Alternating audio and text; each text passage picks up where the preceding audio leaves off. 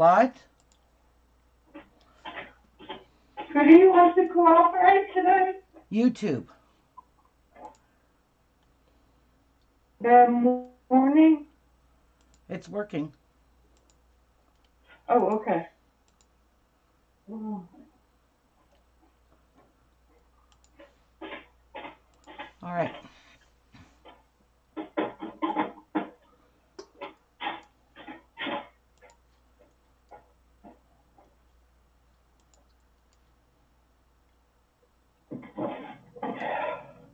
The morning?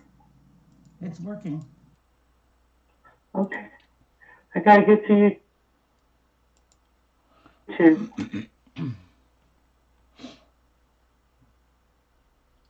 I'm already there. I guess you are if it's working. Why can't I post in here? Where is the post? There it is. Oh, come on. It's just going around. Oh, okay, there it is. I gotta struggle every day. Okay. Hi, Clint. Hi, Mary. Hi, Amy. Hi, Clint. Hi, Mary. Hi, Amy. Hi, Teresa. Hi, Teresa. So, guys, I really got to get these masks made for my daughter. So that's all I'm doing today is making these N95 masks. I made her 2. She's used both of them, and I really need to get these rest of these made. I made myself one for work this morning, but I can't breathe in it.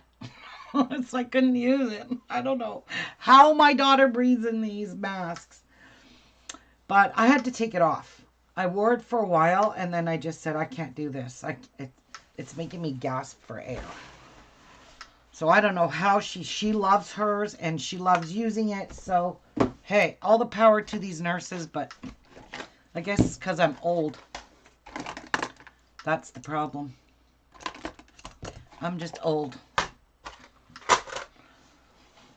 And, well, I might as well make these. So, get these done and over with. Good morning, Deborah. Did you get your squares done? Or, hi, Diane. Or do I even want to know? So, let's see how long we want to make this. So, I am thinking 4 inches is good. So, I'm going to cut it here. And then I'm going to just loop this end here because this is very sharp. And if you loop it and break the neck of it, it'll lay nice and straight. Like that. And this is very strong wire. Did you put that in the other one? Yep. Yep, I sure did. I missed that. Yeah. And by breaking the neck, I mean by breaking it like this, you see? So it stays straight across. Makes it much easier to have it stay all the same across it. So, and mine's kind of twisted, and this is really hardwired for me to just twist. So I need to make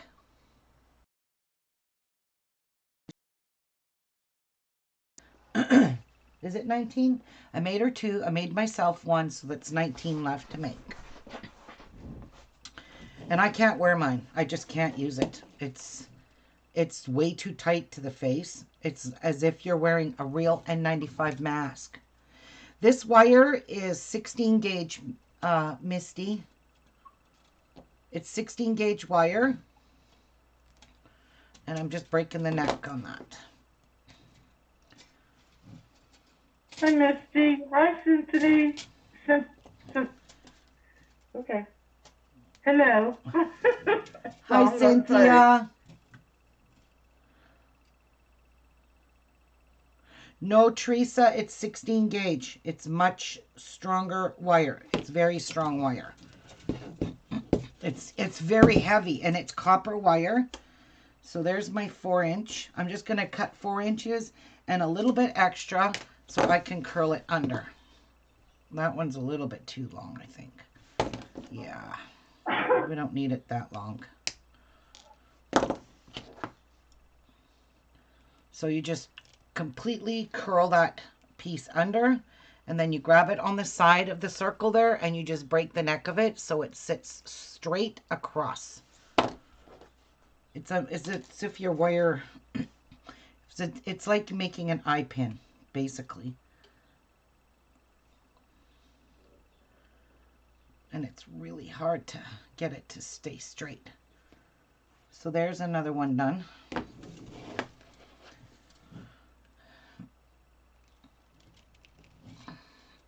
This is very strong wire. Ugh. I'm not used to working with this tougher wire.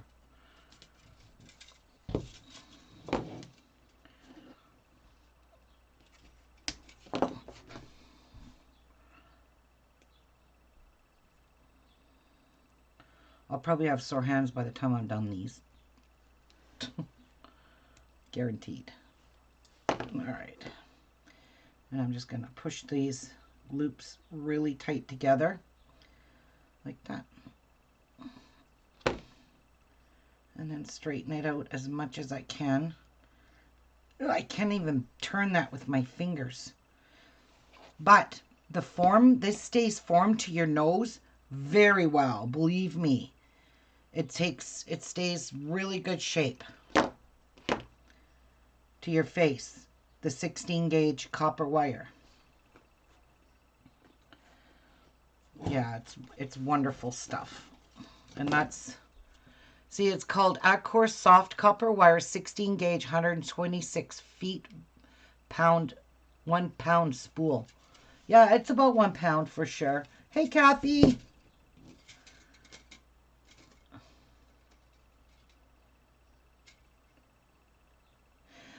Misty, I will show you how I secure these and how I try to make them so that people, in case they're allergic to copper, they won't have the effect of the copper going anywhere near their face. Hi, BJ. I will show you that when I make the mask. It's hard for me to explain it, but I will show you how I secure these into the mask. So they do not move.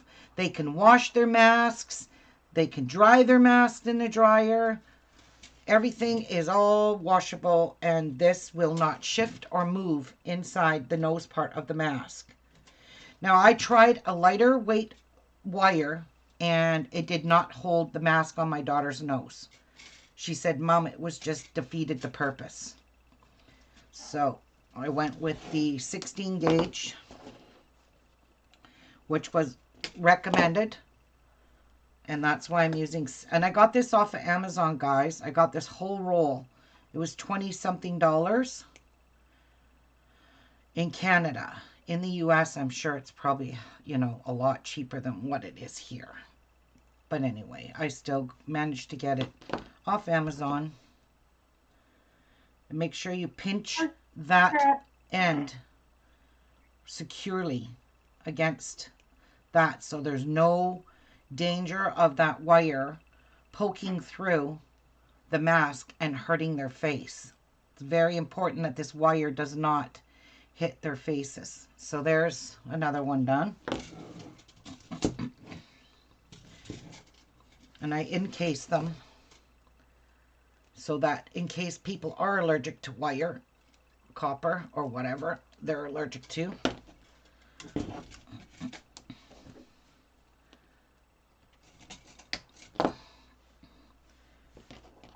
will be safe to use. All right.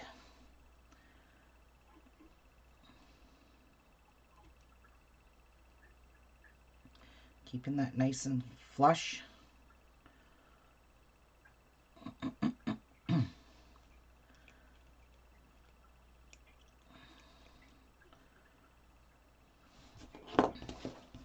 Hi, BJ. Here's a link, everybody, to copper wire. It's not to a specific copper wire because there's copper wire on there that run different prices. So If anybody's interested, there you go. Is You it can choose 16 which gauge? one. It's six. Some of them are only 30 foot. Some of them is 100 feet. So there's different prices.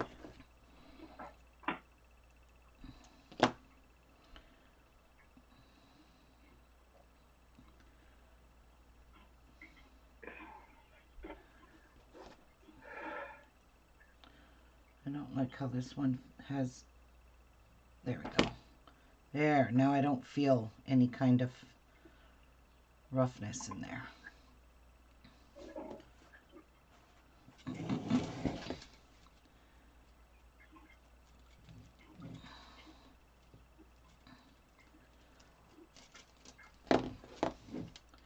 Hi, hon.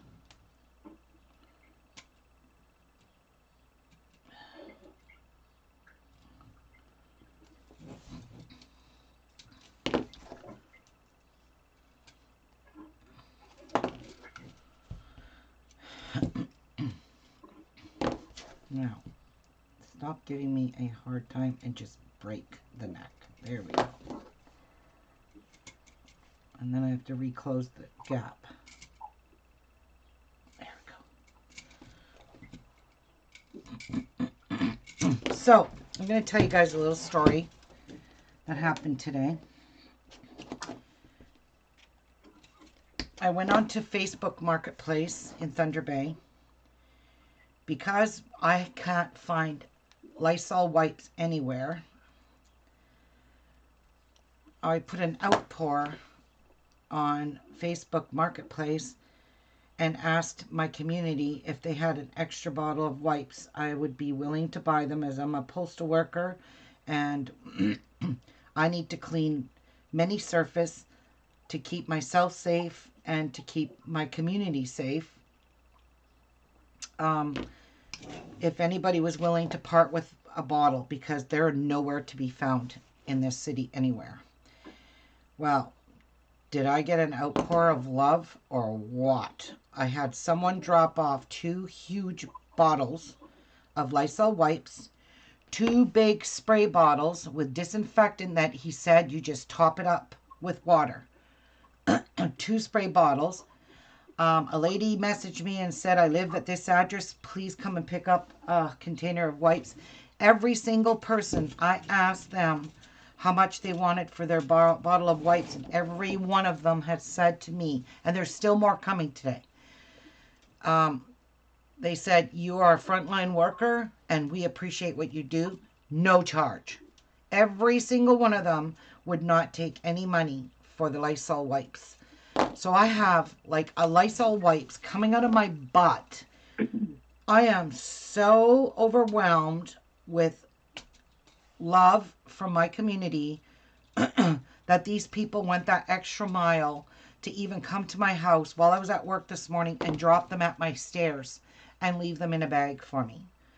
I'm just overwhelmed. He left me 2 big containers of wipes and 2 spray bottles with some kind of very powerful disinfectant in it. And he said to just top it off with water because it was very highly concentrated. So guys, I am, and because I said I was a postal worker, which I'm not lying, I'm a postal worker and I need to keep myself safe. And when I'm wiping things down and wiping everything down that I touch, I'm keeping my community safe too. I'm not just keeping myself safe. I am trying to keep the people around me safe.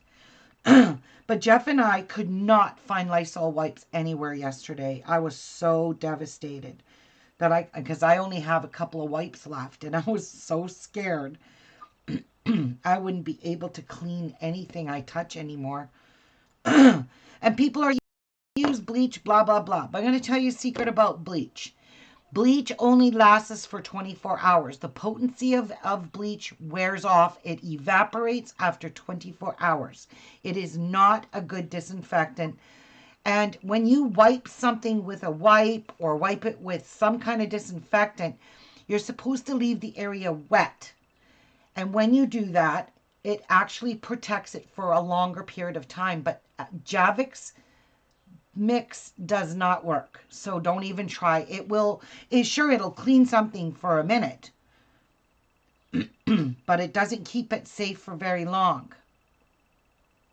I can't use Clorox. It gives me such a migraine. Well, I can't even stand Javix because I feel like I'm breathing it in.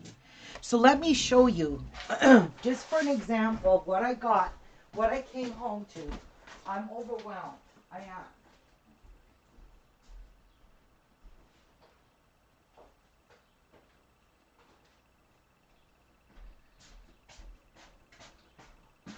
Like, I mean, I am just like, I'm still in shock, and there's still people bringing me stuff.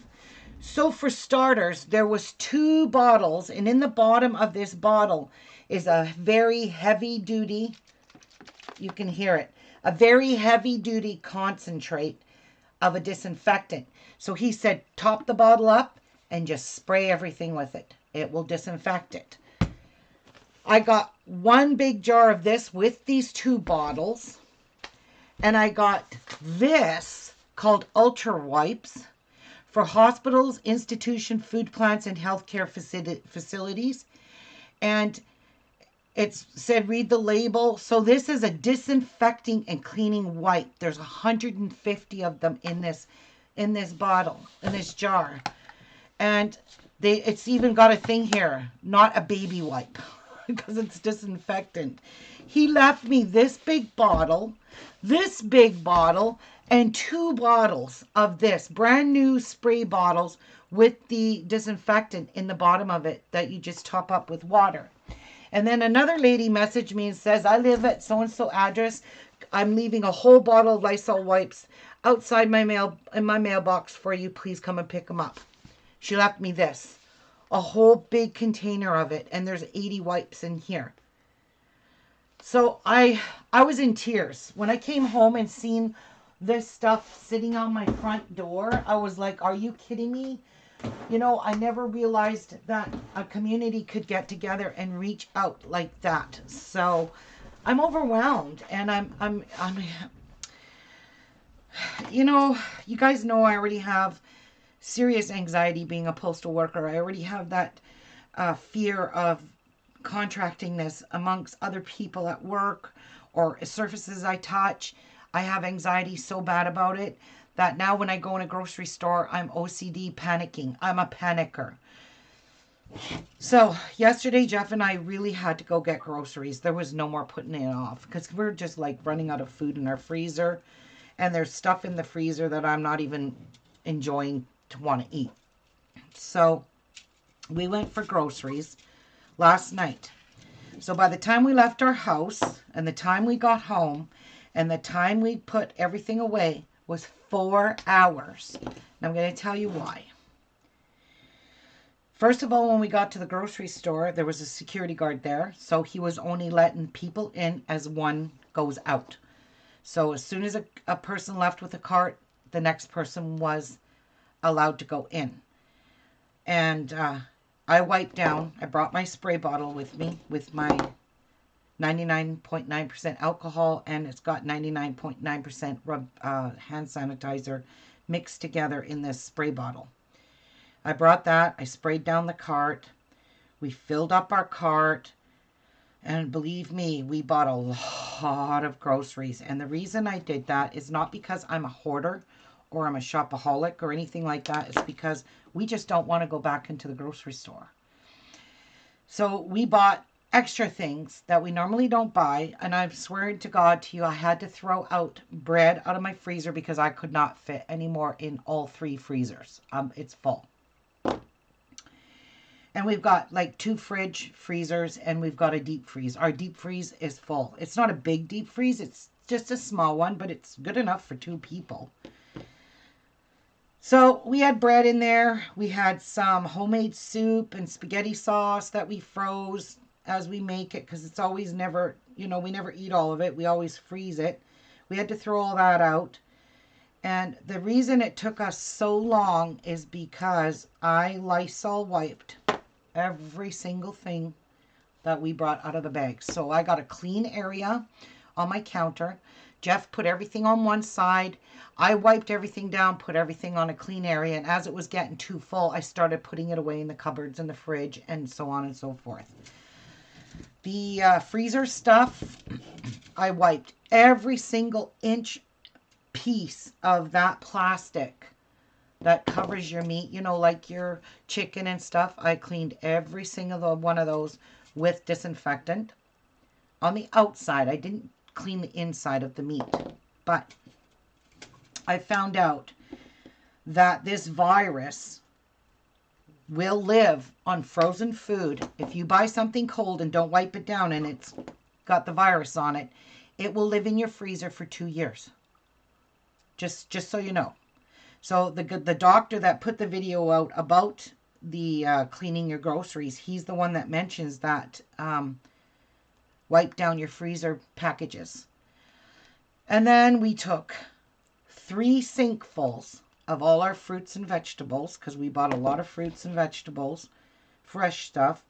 We washed everything in warm, like lukewarm, not hot, not cold, but lukewarm, soapy, and I mean lots of soap, lots of dish soap, water, and then we rinsed everything off. We laid everything out on the counters, and we allowed it all to dry enough that we could, you know, put it back in some clean, fresh bags and put it back in the fridge to get it cold. And I'll tell you what, doing that took a long time to go grocery shopping, and I'm so glad we overbought things, because I don't want to go back into that grocery store because of the fear that I had being in there and people walking by you with their carts. And you know, I mean, some people were trying really hard to keep their distance, but other people were just ignorant and didn't care. I had to take that extra step to make sure they didn't come near me.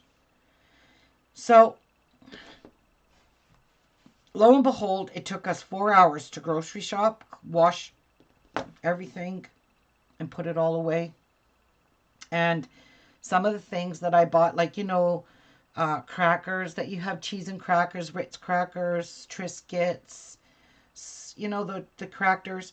Well, those I took out of the boxes. I just took the bags out. I took my stovetop stuffing out of the boxes. I took the other stuff that I purchased out of the boxes, and Jeff broke down all the boxes and everything went out. So, I mean, it's what you have to go through, that you have to remember to go through each time you do something. So if you're grocery shopping or you're out somewhere, you know, I don't take a chance. I'm spraying that shit everywhere. I am not risking my life by contracting this virus, because if I get it, I will die. I already know that. I won't be able to fight it off. I have a compromised immune system, and those seem to be the ones that like to kill the people. So I'm really struggling, and I'm really having a hard time with it. So I need to be as safe and precautious as I can. So that's why I went online, literally almost begged people. I even said I was desperate because we couldn't find Lysol wipes anywhere.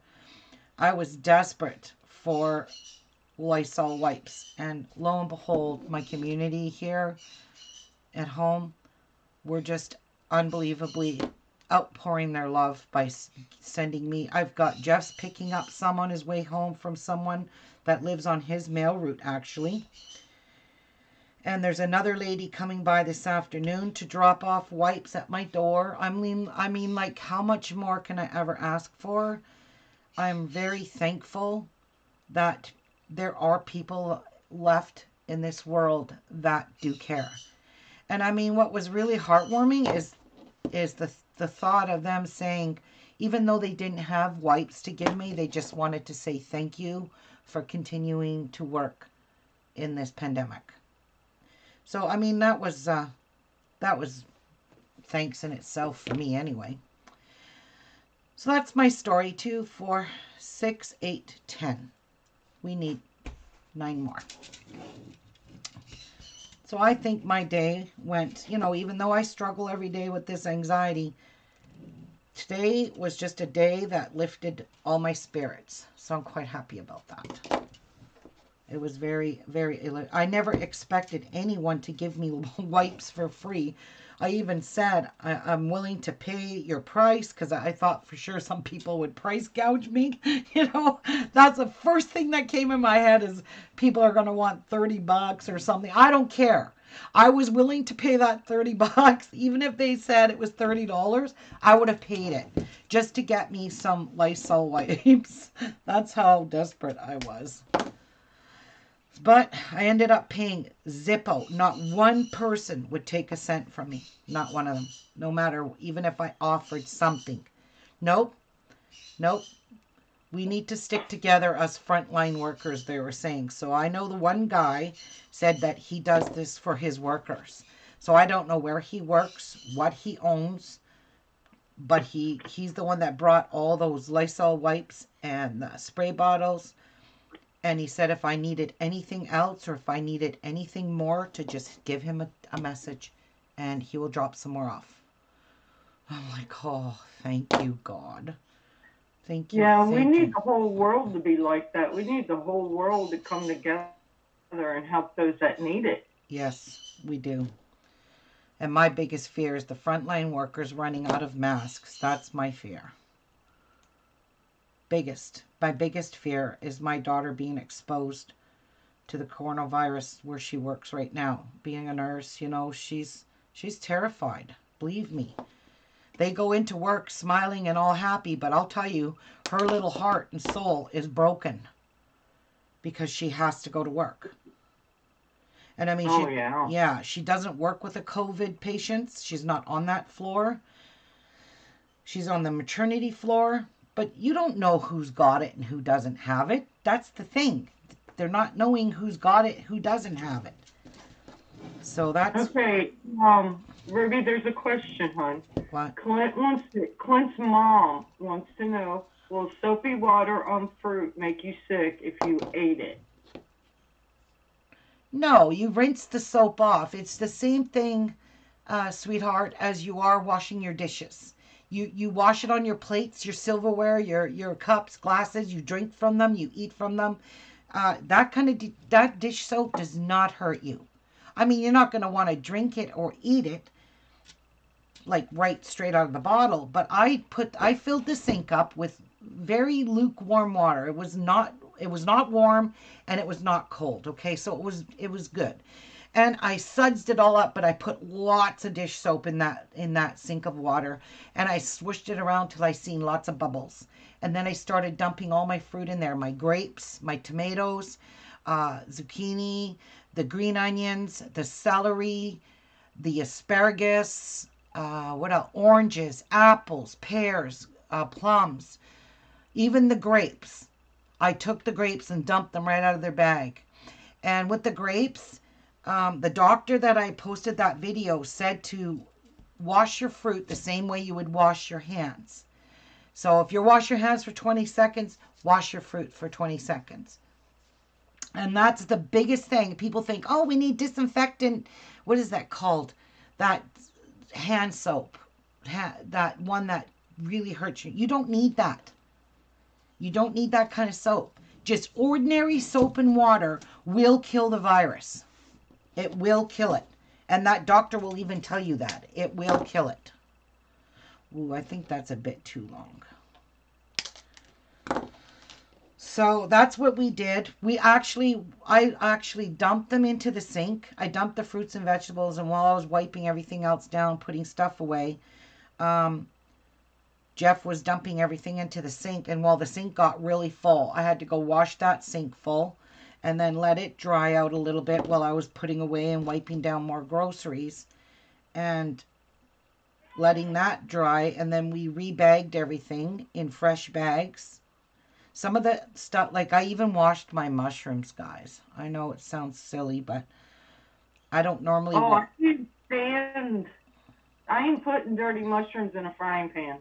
I have to wipe them down. Yeah, but I washed them in soap water. I didn't wipe them down. I washed them.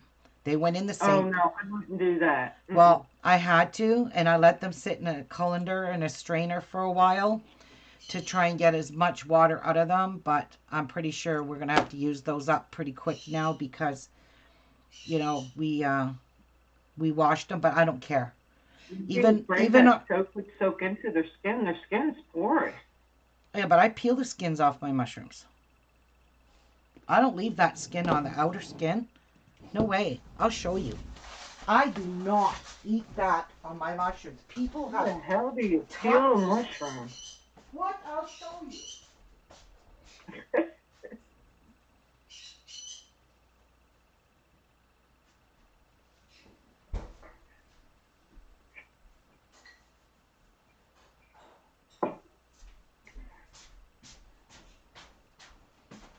I've always done this. I'm shocked you don't do it. I'm shocked people don't do this. I've never heard that before. Okay, I peel my mushrooms all the time. So here's my mushrooms. Yes, they're kind of wet and damp, but they were washed. And they're kind of weird looking, but that's because they got soaped and watered on them. But you just take the knife, put it inside, and you peel that outer skin off of your mushrooms. I do not eat that. I never did, and I never will. You just peel it off. This is the This is the outer part that people have put their fingers, their hands on, and I mean it's so thin, so thin. And then you just pull this right off. It just peels right off the mushroom. That's why I don't bother to wash my mushrooms, because I peel them. I peel this outer layer off all the time, and then I'll trim that down, and then I'll just scrape off of the stem all that white caca stuff. And that's how... Oh, wow. That's how I've never seen that before. A nice cleaned mushroom. That's how we always do it. It's, like, they're so easy to clean. Like, so easy. Did your mom do that too? Yep.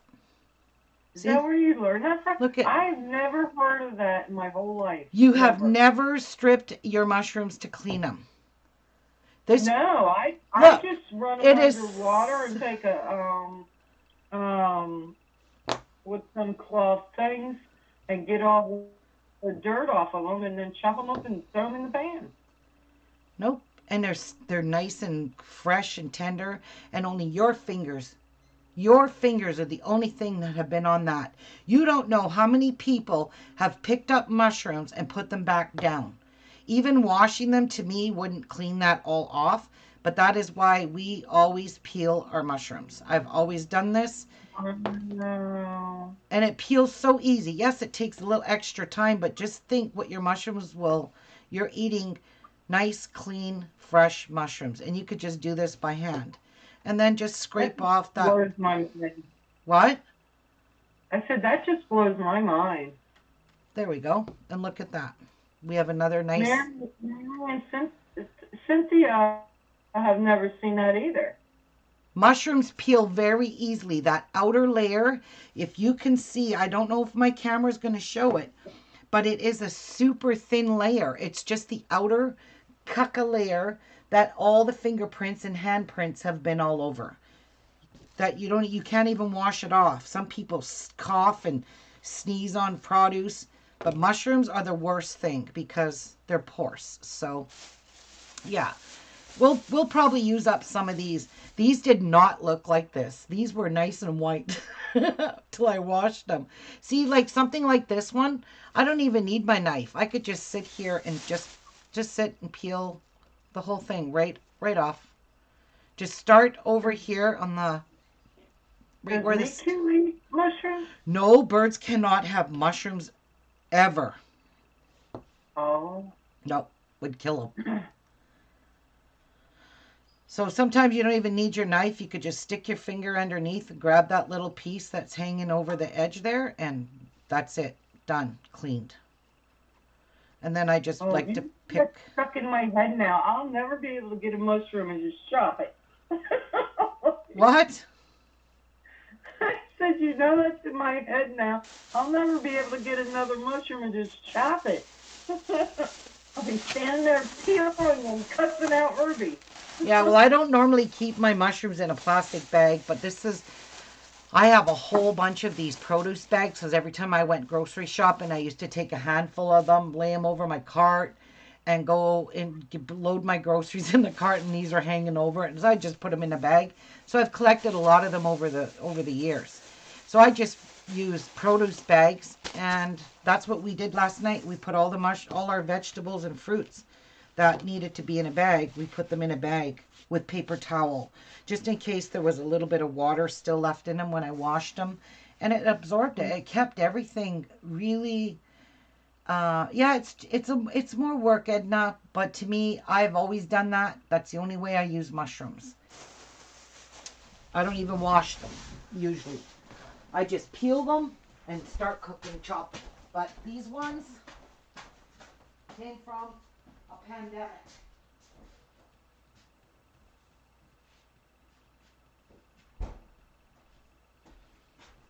But yeah, okay, so now you learned something. Ah, shoot. Yeah. Whoops. I left the knife. There you go. You learned a little something. Not much, but it is more work. But being healthy and eating healthy is always more work. Yeah. No I could make a meal out of just mushrooms. Oh, me too. We love mushrooms. Jeff and I eat them almost, 2-3 times a week. So those mushrooms wouldn't last anyway. But I buy canned mushrooms because we love canned whole mushrooms too. So, when you make spaghetti or something, you don't have fresh ones, you can use the canned. That's what we do.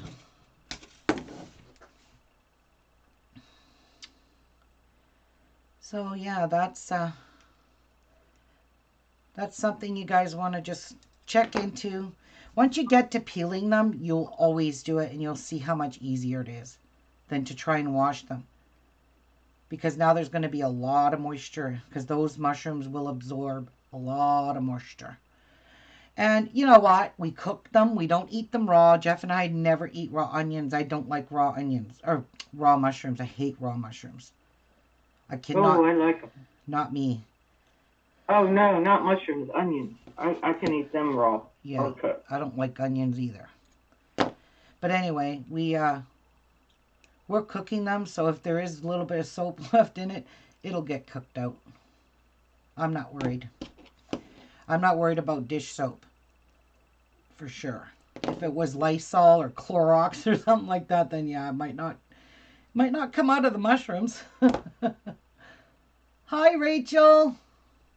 Hi, Rachel. Hi, Eden. How do you say her name? Edna. It's Edna. Edna. Yeah, Edna. Hi, hon. Yeah, Edna. All right. And Now hello, I've lost Mary. track. 2, 4, 6, 8, 10, 12, 13.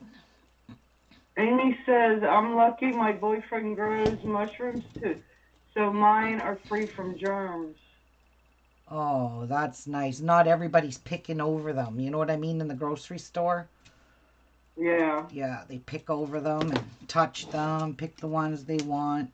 They probably wipe their snot on it from wiping their nose and touching produce. Ruby. Well, it's the truth. How many people have a runny nose and then go like this with their hand and then go touch produce? Oh, I just gag thinking of it, but it's the truth. It's reality, Karen. Get used to it. It doesn't have to be said out loud. Just a reminder. Uh-huh. Uh-huh. It's just a friendly reminder.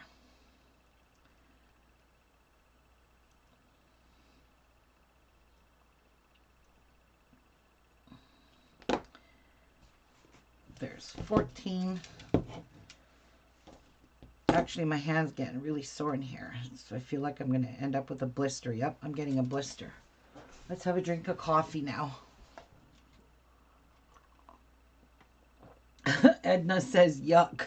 I know it is yuck, but if you think about it, think long and hard during cold and flu season. How many people sneeze in their hands, blow their nose and then blow their nose into a Kleenex and put the Kleenex, and then they've already got the germs all over their hands and they're touching friggin' produce.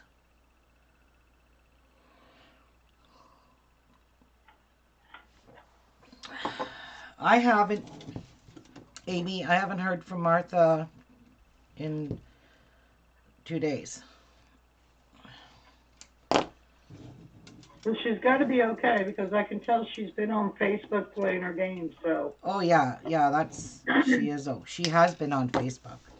I see all her posts. Yeah.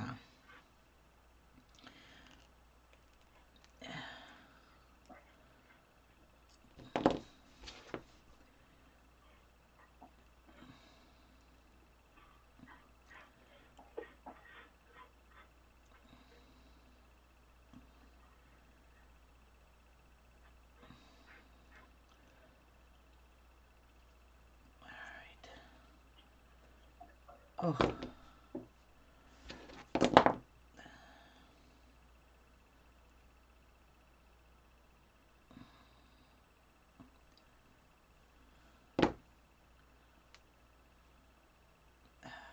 Good enough. I'm not going to fight with that.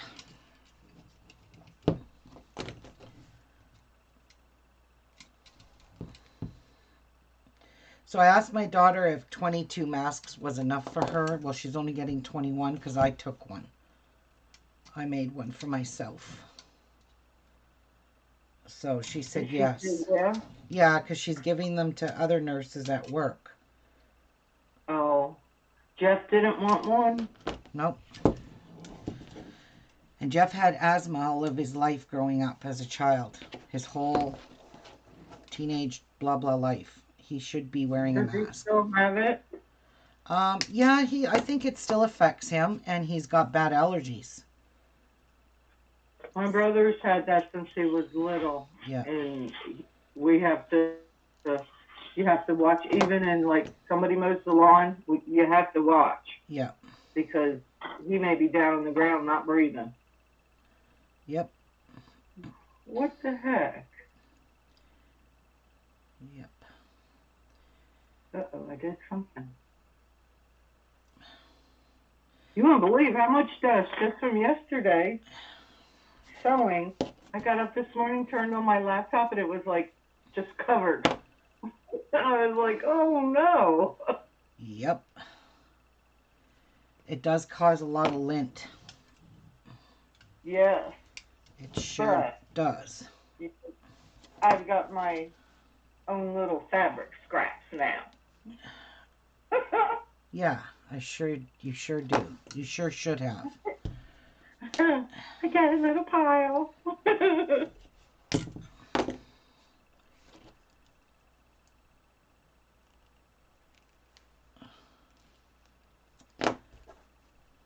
Oh.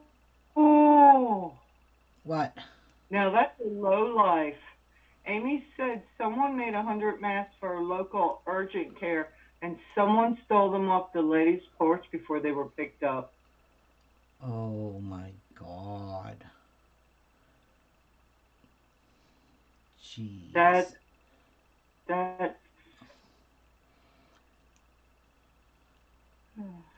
sad.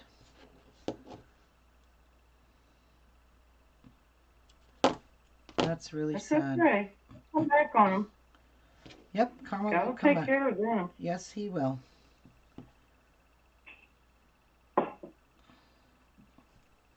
I forget again. Jeez. 2, 4,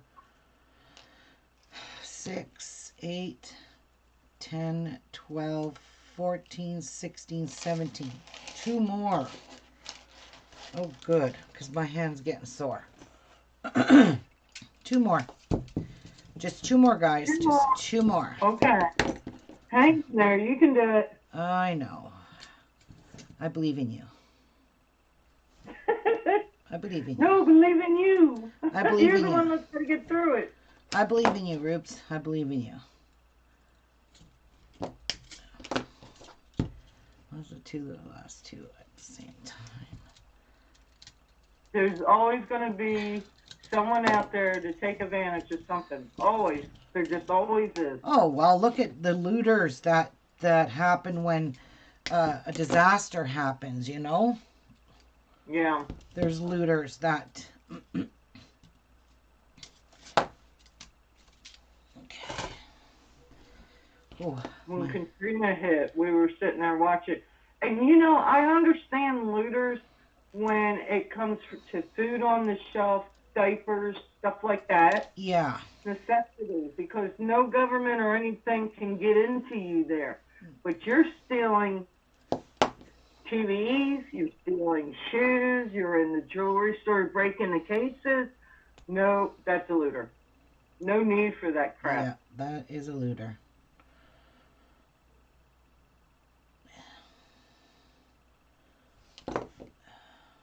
Don't hate them, Amy. Pray for them. Don't hate them. Don't hate nobody, but pray for them. Is that your last one, Red? Well, last two here. Oh my God, I'm gonna have a blister there. I can already see it forming. It's from these pliers. I could never do wire wrapping. I hate it. Then again, though, I wouldn't be using no 16 gauge wire. Oh, yeah. Yeah. Okay. All right, that one's good. Last one.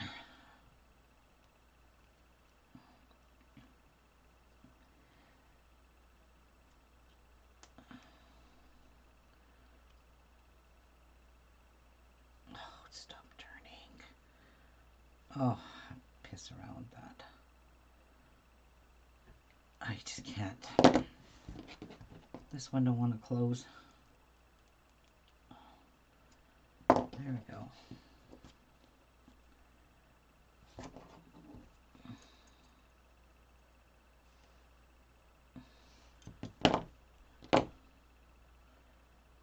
Good enough. Thank you. Goodbye, scissors. Oh, or tools. Look at my blister. It's already forming. Did you get your last one done? Yes. Oh, and the crowd goes wild. All right. Ruby, Ruby. You're funny, Karen. Thank you. Oh, yeah. Thank you. You gotta keep the laughter going.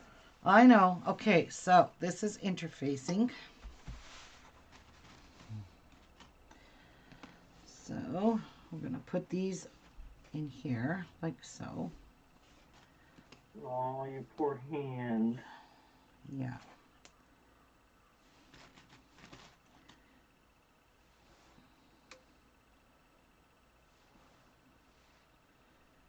And I'm going to encase them in interfacing. That's what she uses for filters, lady. You just gotta let her get to that point. Filters? Huh? You're wanting to know what you're using as filters. These are interfacing pieces.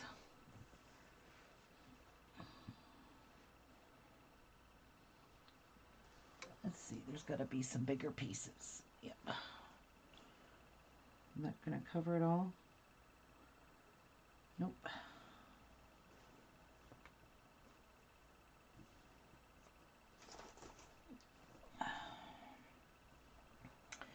That's okay. I will use 2 pieces. Is that lightweight interfacing? Yep. So I am going to cover these in interfacing to protect anybody so they don't, you know, heat through.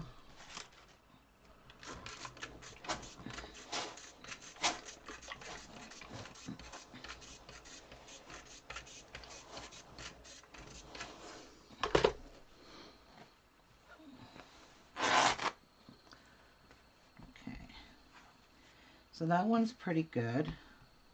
I want to put some more on just to be on the safe side. I like it to have at least 2 layers of interfacing, and that way they won't hurt the person wearing them at all, ever.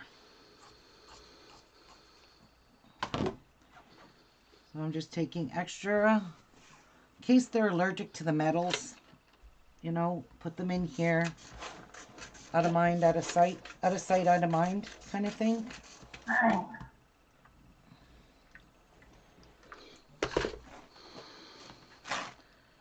So there, those are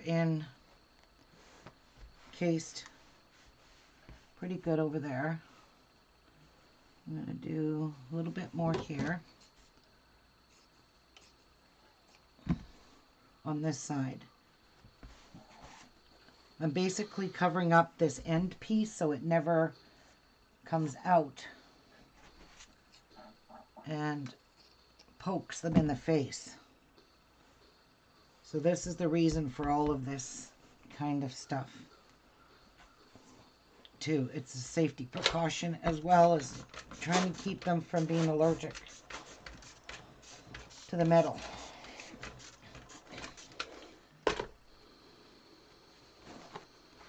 So those ones are good. This is heavyweight interfacing. So, and you want to leave a little bit on each end because you're going to sew this when it gets inside. You want to leave a little edge.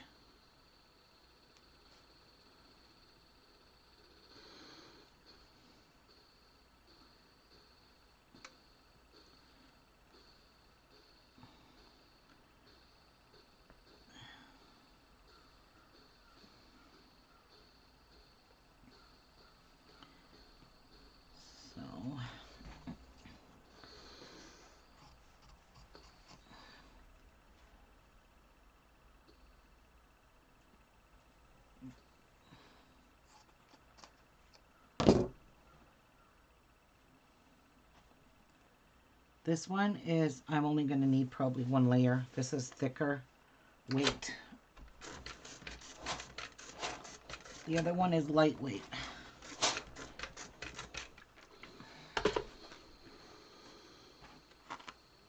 Oh yeah, that's way thicker. But we'll seal her down some more.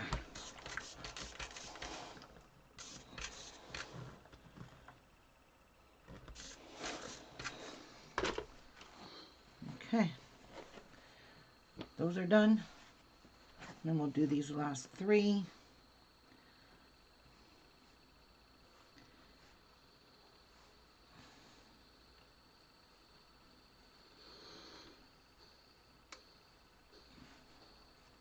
That's another piece of thick stuff. These are just my scraps of interfacing that I'm using.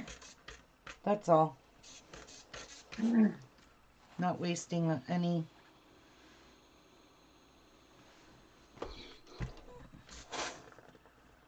Do you still got interfacing left? Oh yeah, I do. Okay. Yeah, I do. Yeah, this stuff is a lot thicker. The other stuff that I got from Amazon is a lot cheaper, thinner interfacing. So now we have all our nose pieces done. Okay, all 19 of them. Those are done, out of the way. So let's get on working on these. My cutouts for my masks.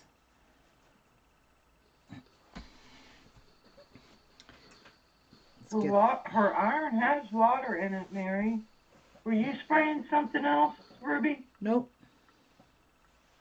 Yeah, that's water in her iron. Yeah, there's water in it.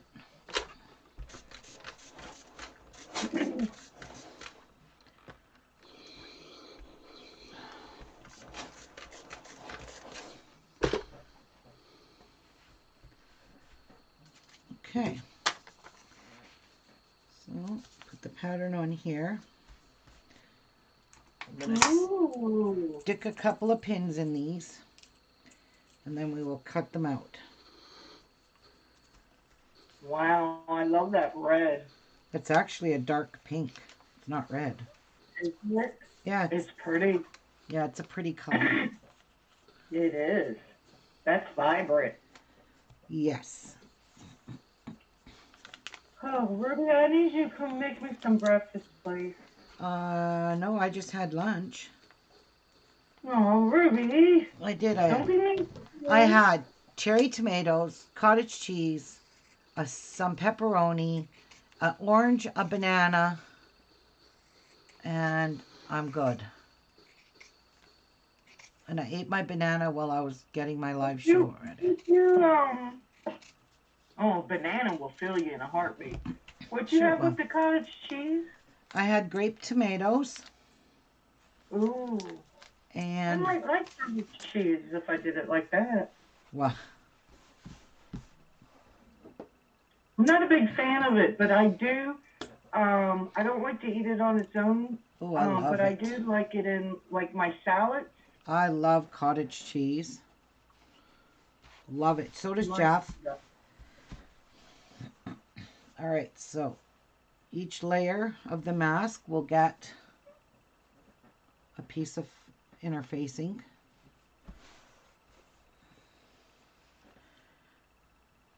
And I just do all three of them at once.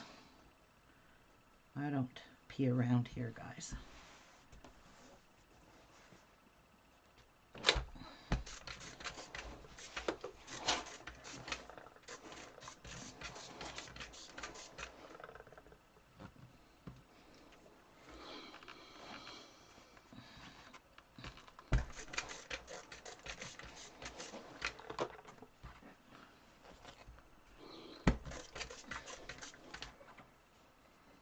Mary, how's your daughter doing, hon?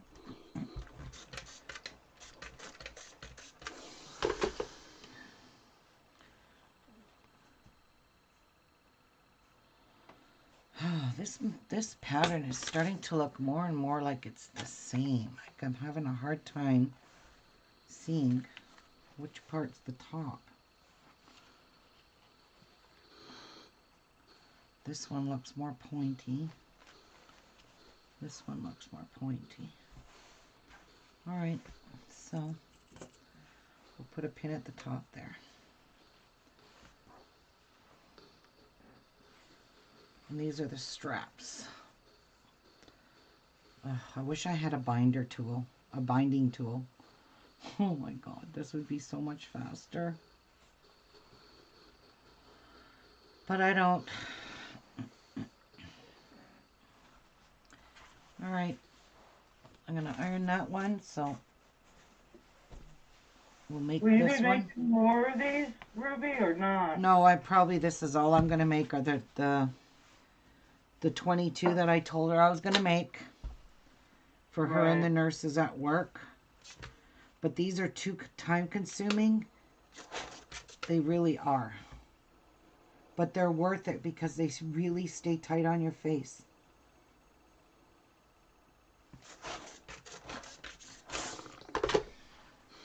Oh, wow, Mary, that sucks. They got Mary's daughter, and she's working on the floor. You know that. But they only give them one N95 mask for 3 shifts. What? Yeah. Well, these masks, Mary, are really good to put over top of their N95s too.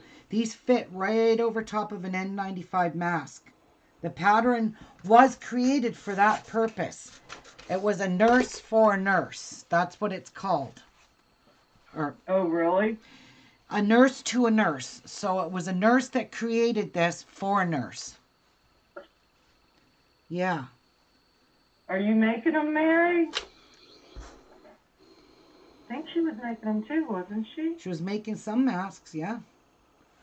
I don't know if she's making the N95 ones.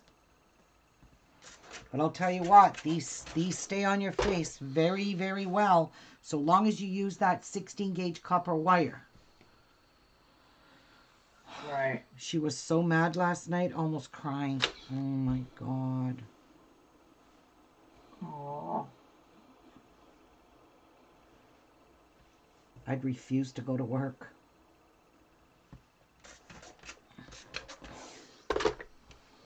That's got to be the scariest job at all, to be on the floor where they're treating them.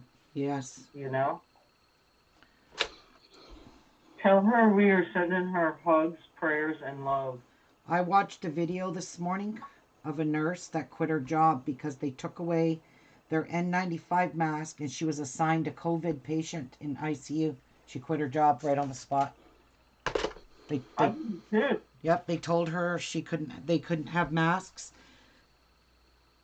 And she said people were coughing all over the nurses in there. She said she was bawling her eyes out. She said I had to quit my job.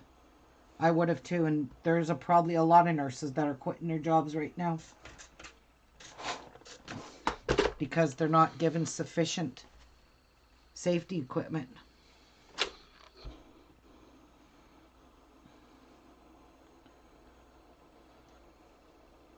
That was so sad because it brought tears to my eyes. Because I felt sorry for that nurse. You know what I don't understand is that we got so many sewing factories that are still sitting empty. Right. Why don't they put them back to work?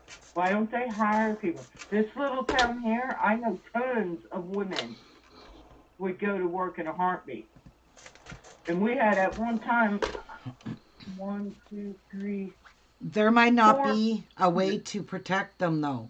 That's why factories are closing, because they don't just can't get the protective equipment to protect their workers and keep them safe. Everything is but you can get people that the factory's only making, let 10 people in. They shouldn't You can do that. They can take their workers and tell them to make them at home. Give them no, they have to provide the equipment, the sewing and everything else. That ain't gonna work. Well, desperate times calls for desperate measures. Let them take the equipment home. You just open up so many of these factories back up and get people in there sewing. And if you got to limit the number and make more shifts then.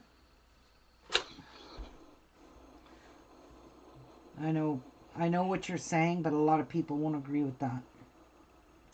If there's a lack of protective equipment, you've still got to have sanitizer. You still got to have things wiped down that are touched by a person.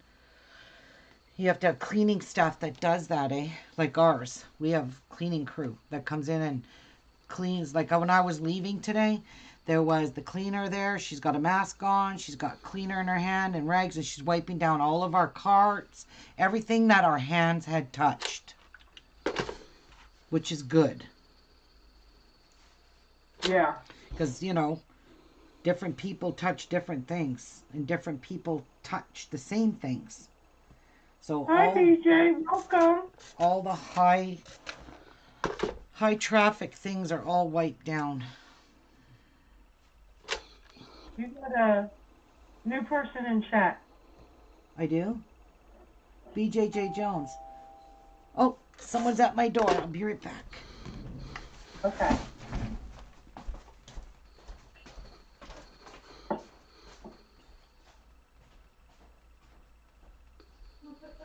Well, and they may be, Mary. They really may be.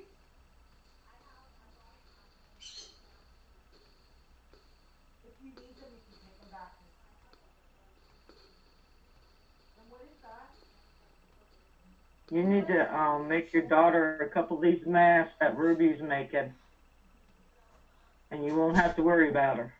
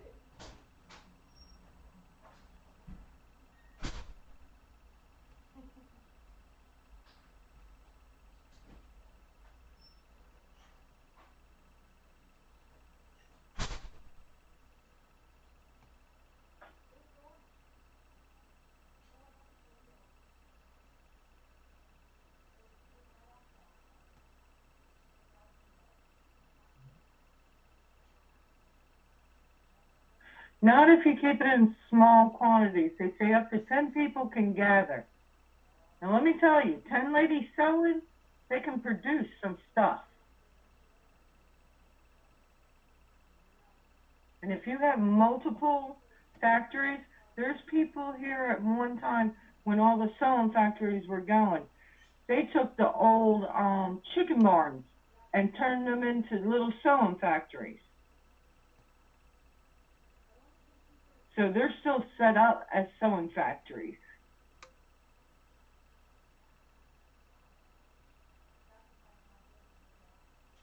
I mean, something's got to be done. Something's got to be produced for our nurses and our doctors. Something's got to be done for our frontline workers.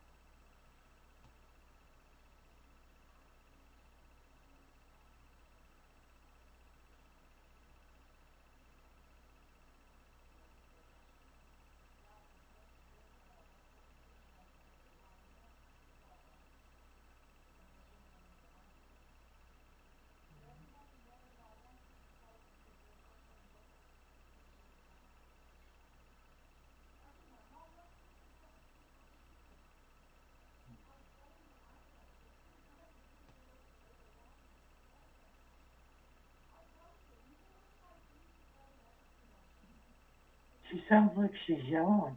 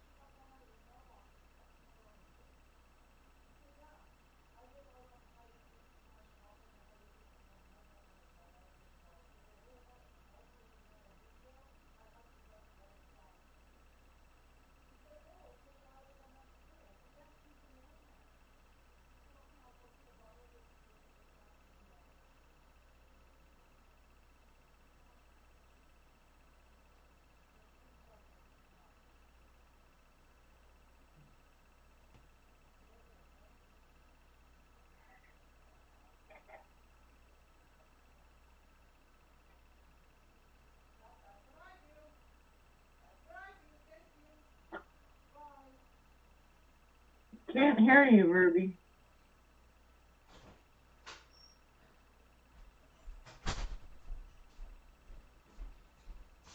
Oh my God. Oh my God. Sorry about that, guys. Just so sorry. That's okay. Oh Did you get more my stuff? God. Oh my word. How do I even, how do I count my blessings, Karen? What, hon? Tell me how I count my blessings.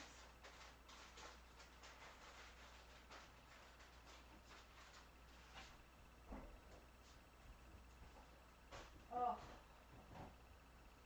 I need something to drink. Okay. I'm trying to count my blessings while I'm doing this.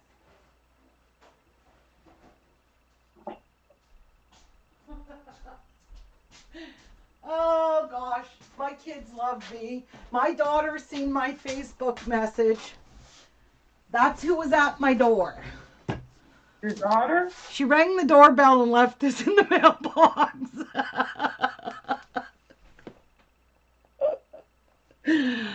Oh my goodness.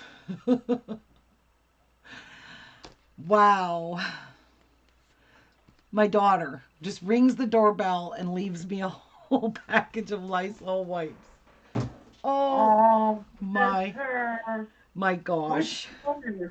Leanna, the one that lives right in the next street over. Oh, Oh, that choked me up.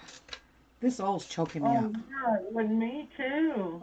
Like I'm being, I went from having 0 wipes to having so many now that'll last me a few months that I know I'm not definitely going to run out of wipes. Well, you'll need them, Yep. and you'll go through them. And She any chance gets you see a Lysol thing, just grab it. she gets out. She gets out way more than I do. I need a drink, Uh-huh. guys. I have to have a drink. And I'm Lysol wiping it. I can't. I'm just that OCD. I'll let that Oh, poor thing. dry. But I'm so thirsty. I don't know why. But anyway. Can you imagine?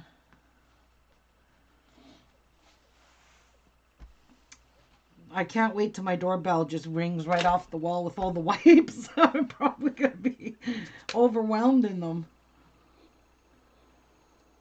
Ouch. Whew, hot. How are... Oh, you just said her name. What's her name again? Leanna?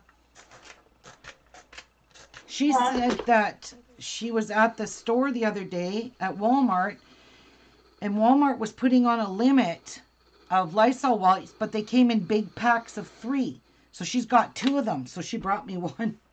I'm grateful. Yeah, that's how they sell them here at Walmart, our Walmart. Yeah, they're in packs of 3, big bottles of it, but you're only allowed 1 because they have a limit on everything at Walmart now.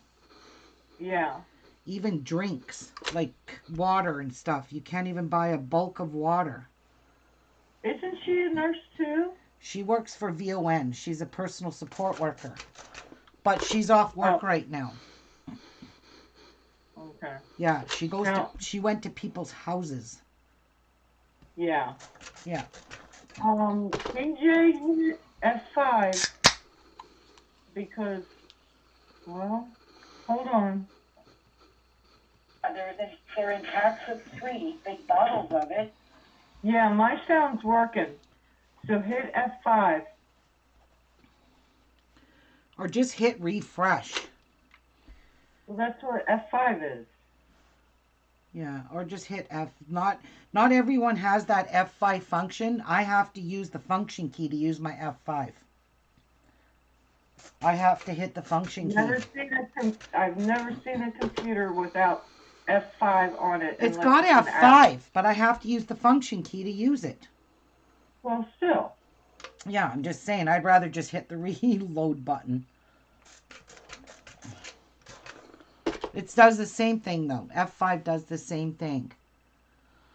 Just try refreshing. Most people know it as F5. What is your product? Apple or what? Dell? Dell? Yeah. But they have function keys on the F keys, too. Oh, yeah. I have an FM key. But I don't have to hit it to do my F5. Yeah, I have mine set where I can use the function before the F key. That's the way the Dells are. You just hold down the function and hit whatever F key, and it'll do what the F key wants you to do. Right. Yeah, so I could, if I hold the function and press F5, it will reload for me. I'm glad mine isn't set up like that. Can you type, Karen, can you type in chat? Because they can't hear us telling them to reload. Tell them to reload. Oh.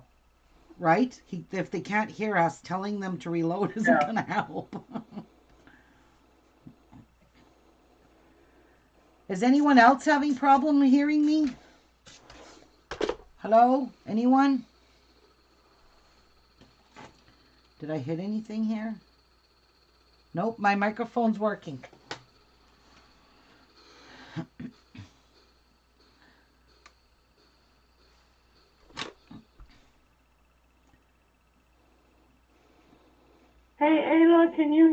Ruby, can you hear me? Can anyone? Okay, Mary says she can hear you. And Clint can, so it's got to be BJ's computer. Okay, BJJ, try reloading. Hello.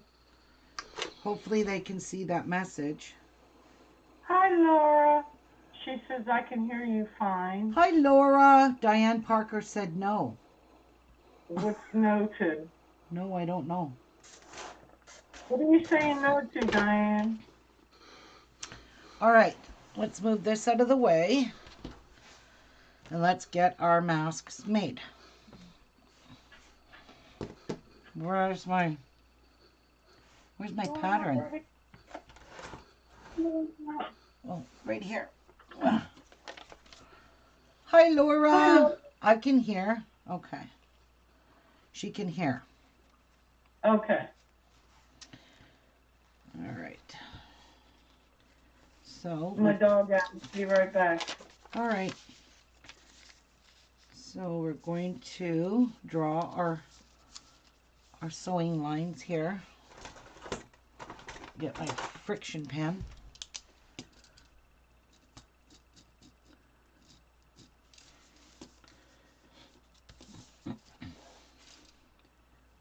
Get this drawn first.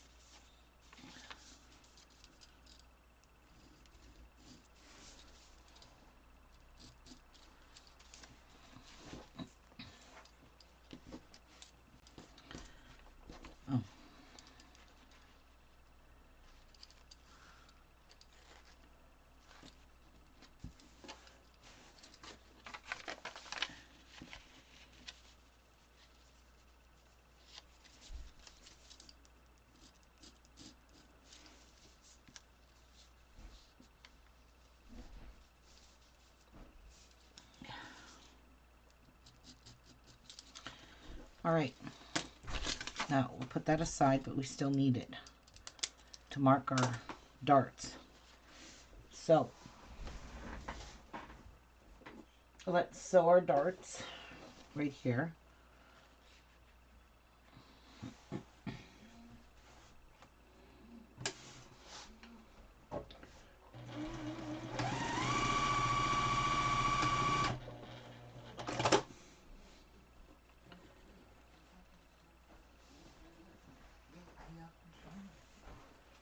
Did you pick up those wipes? Yeah. Ruby, stay healthy. Aw. Ooh, these are nice. And Jeff picked up some off of his mail route, and she wrote, Ruby, stay healthy. E-Tech Team Canada. Oh, that is so nice. Oh, I got lots of wipes now. I'm so grateful. So grateful. That one's done.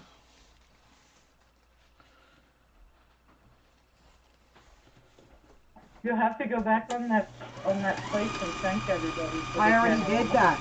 I already put out, oh yes, I put out a big thank you and took my ad down so I didn't get messaged anymore. It was just way too much. Aww. Way too much. It was so overwhelming. I didn't know who to say yes to and who to say no to. No, that's just what you say yes to it all because you know you're going to go through it. Oh yeah, I know I will.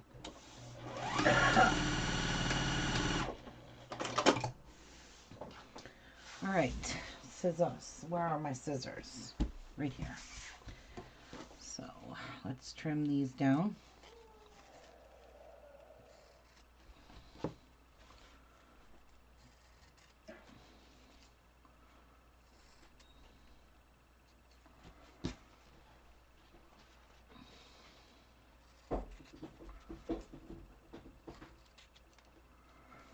Okay, and you're gonna snip the little pieces so we can iron these out and make them flat.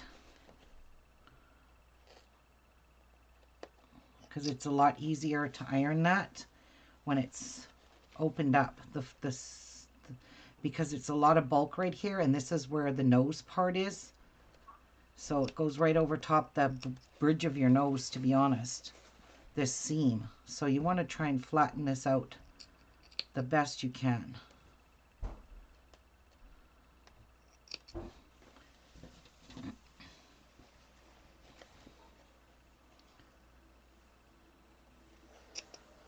It's so beautiful out here today. It's It's gorgeous. not the warmest, but the sun's so bright. All the trees are budding. Right. And the birds are just singing. And let the birds sing in. The birds, not Ruby. Birds. I know. Good thing Olivia's here. Okay, BJ can hear now. I can hear fine. I hear you now. She probably wishes she did it. Shut up. Rude. Do you see how it is, guys? Do you see how my moderators treat me?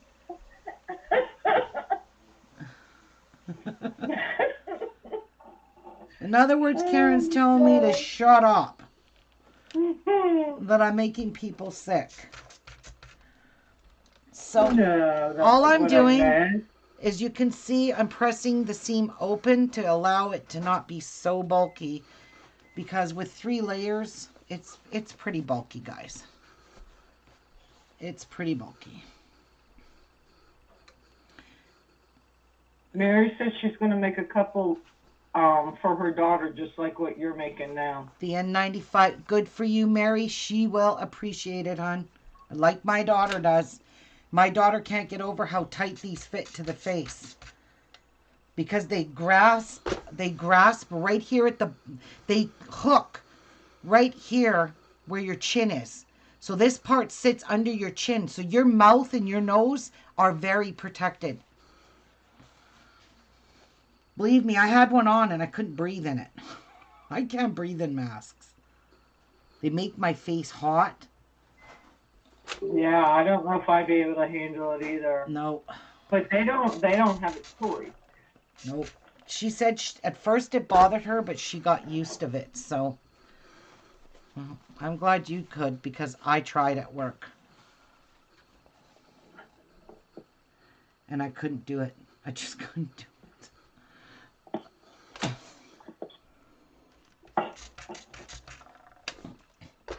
Good morning, everybody. Hey, Di. How's it going, sweet?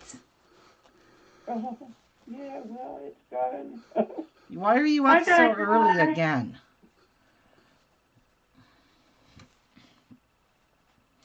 Why are you up so early, Di?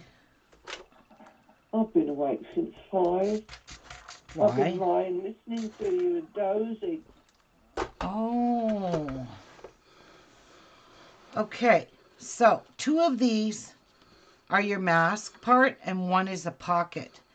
So we're not going to put any,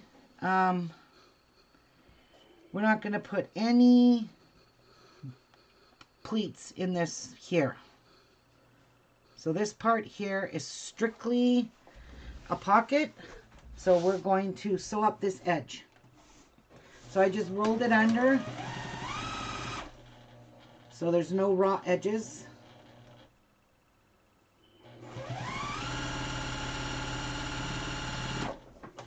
And I'm tacking it down, you see? I just sealed in the side. And you're going to do that on both sides.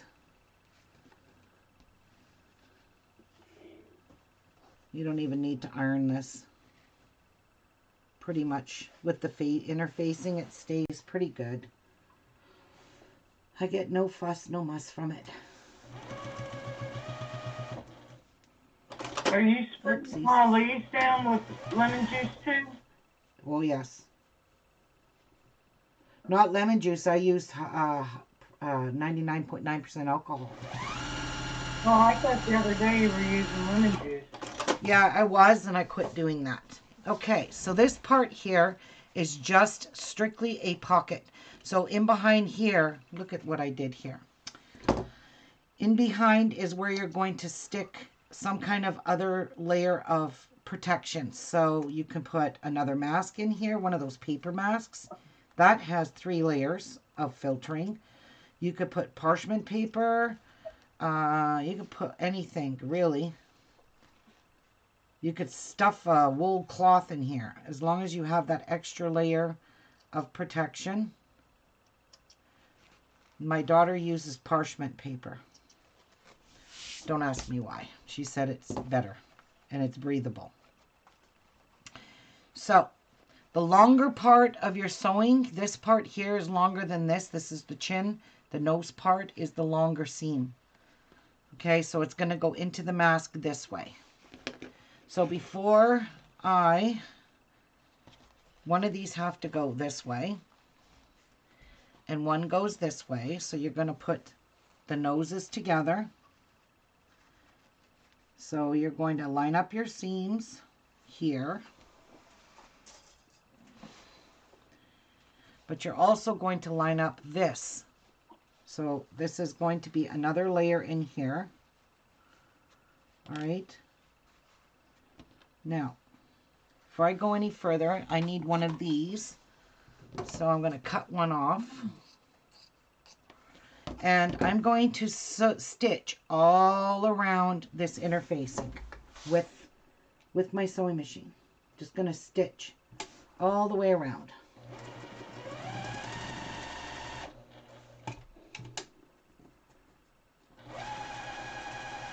Oh, crap.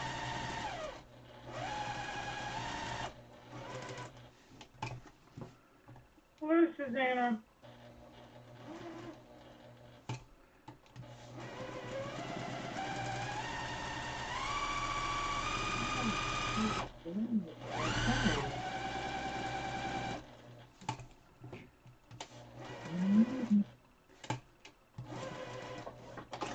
Okay, so all I did was stitch all the way around that wire. And now I'm going to just trim it off as close to the stitching as possible without cutting the stitching. And I'm going to trim it off here. You need to make it enough that it'll fit underneath your binding.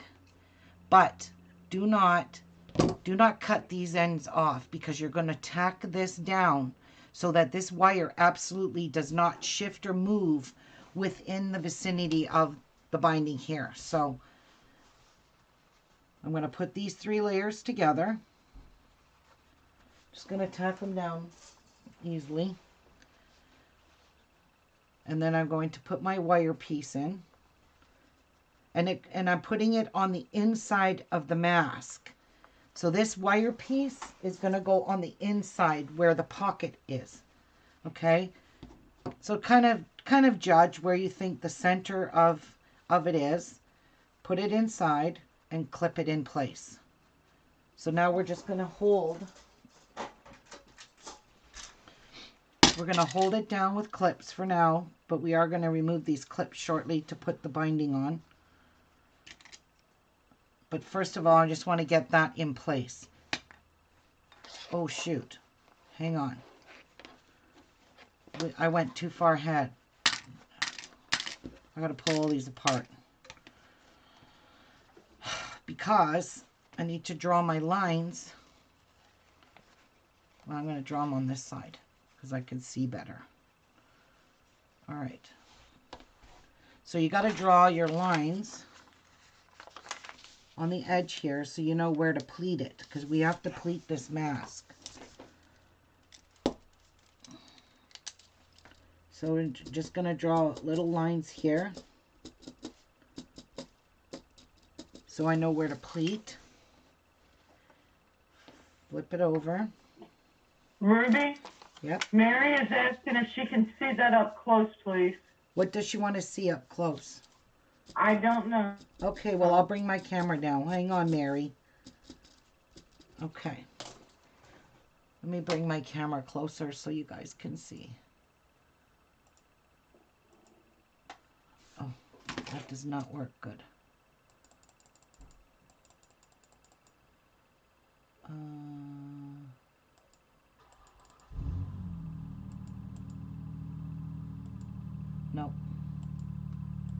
There we go. All right. So there is notches in your pattern piece. So just line your pattern piece up and make ticks with a pen. So now your mask has markings on both sides, okay? So I have markings over here and I have markings on here. You only need to do it to one piece.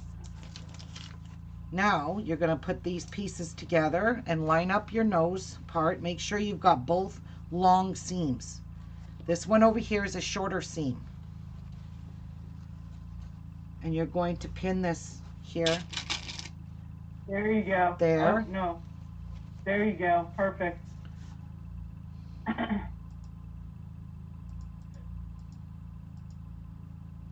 There we go. And then take your chin part and make sure you match these seams up here. So nice and snuggy. Put a clip in there. And you want to put a clip here.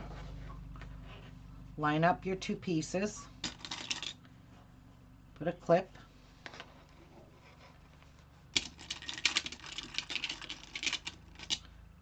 Clip there. And everything should line up nicely if you followed the pattern piece. Okay, so you have this. All right, there's the inside, all lined up nice. All your pieces should line up perfect. Now you're going to make your pleats.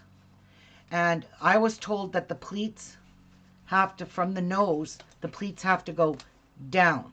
And I looked at a paper mask and the pleats are facing down. So you're going to take this notch and this notch and you're going to put a little fold in there and you're going to line those two pieces up like so. And then you're going to put it's Riley Blake's pattern that she's doing.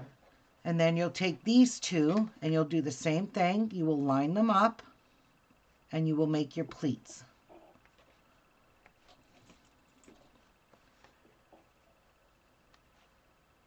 So my pleat folds are down. They're towards the chin. So take these two here, overlap that, fold that one there and fold that one there. Fold it on the actual marking. So fold it on the marking there, fold it on the marking there. All right. Now when you turn your mask to go onto this side, you're working from a different angle. So now you're going to be going from right to left. Here I was crossing over left to right. But over here now, you're going to take this fold, you're going to fold it over like that, and then you're going to fold that one back where the markings are. Okay, so there's my little pleat. See the little pleat? I folded it at the marking there and I folded it here. So there's my pleat. And you want to put a pin in it because pins hold it better. So take that second, see I got two markings, okay? Right. Fold it there and fold it there, and that makes a pleat, a nice size pleat. So I've got it folded right there and folded here, and we're going to put a pin in it. And do the same thing here. Fold it there and fold it there, and there are my pleats. Now what I like to do is fold it over and make sure my fabrics are exact same size here. So you just have to make sure you've done all your pleats the same and that your mask is even on both sides. And it looks pretty darn good to me. What do you think? And then you're just going to tack this down on your sewing machine and stay close to the edge, because you don't want your sewing to show on the outside of your binding.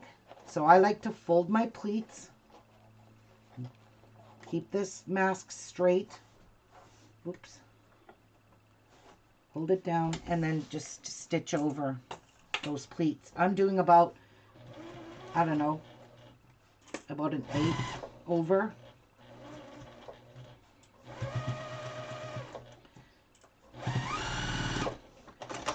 So I've done it over, I've sewed it about that far from the edge. So you won't see that when I put the binding over top of it. So it's okay there. And you want to do the same thing over here.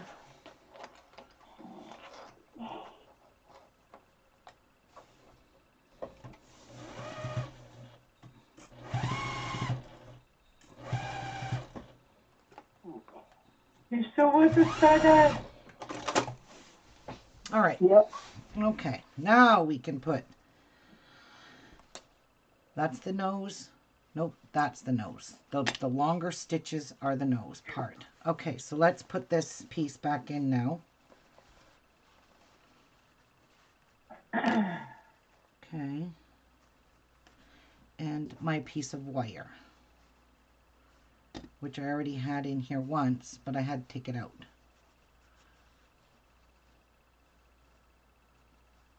If you go to Riley Blake's thing, YouTube. Is it there that they can get the pattern? Sure is. Just type in Riley Blake Designs. It's either the first or the second video, because yesterday it was the first video that they uploaded. The last the video. Pattern and everything there. Yes, at Riley Blake Designs. She does it really quick, so good luck. She don't show you. Well, they're wanting the pattern size. Yes. So in her the pattern there. In her description box, she has a link to the pattern that they altered. That was originally a nurse to a nurse who created this.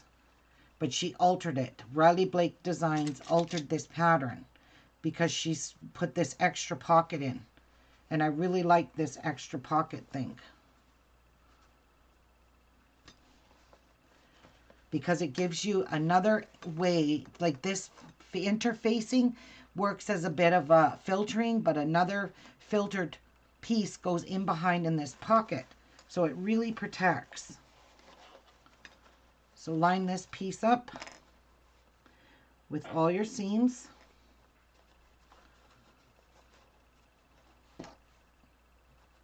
She's made 3 so far. I've Susanna. made 4. That one's 4. Yeah.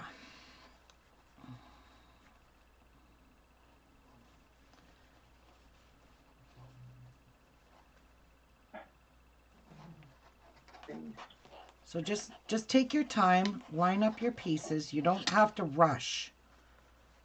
There's no emergency.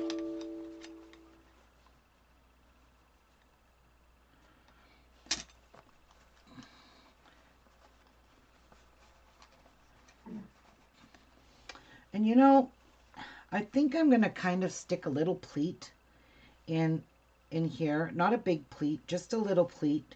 Because I don't like how she doesn't pleat this pocket.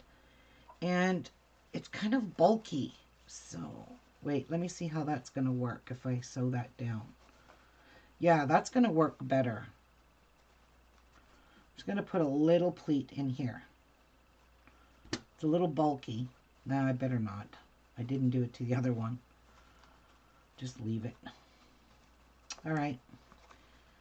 Okay, so we need some binding.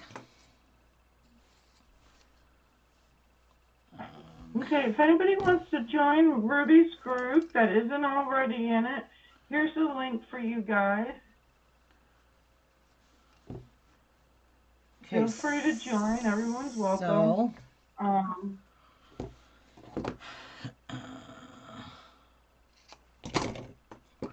we're going to cut our binding off of each piece. You're going to kind of measure on the side here how much binding you need and just trim off what you need.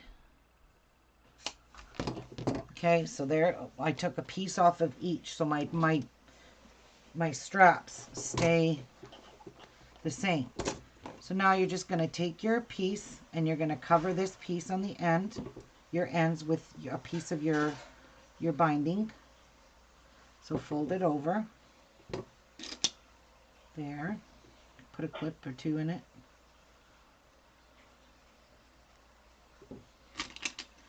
Clip there and a clip there. So we're going to put a binding on the sides of our mask.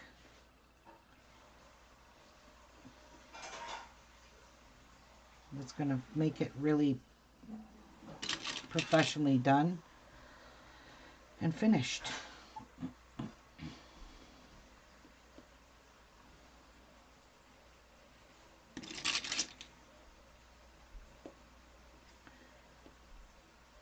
And there we go. All right, so now we're going to sew our binding on.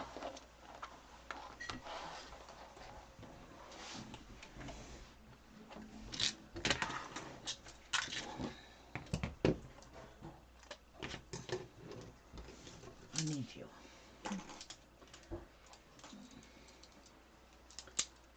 Okay. So I'm going to sew along the edge here. Try to catch both layers.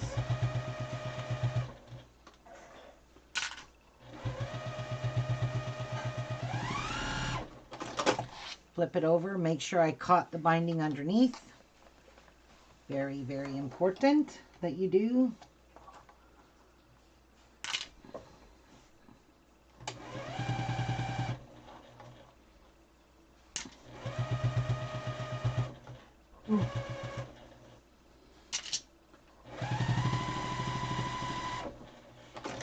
And flip it over, and you can see I caught the binding underneath. Now you're going to trim off your excess edges there. Whatever extra you have, cut it off, because it'll interfere with your binding. Okay, good enough. Now we're going to put our binding on. I still think this is really bulky in here, but who am I? I really think I am going to put that. I am. I'm going to put it, so where's the nose piece? So I want it to go that way, so that it's good and stiff like that. Okay, so that one's got it, and now this way it's got it. I just want to shorten this side a bit. It's way too big. It's just a pocket. And it seems to be sticking out too much for me, so I just don't like how big it is. So we'll just fix that. We'll just put a little pleat in it. No big.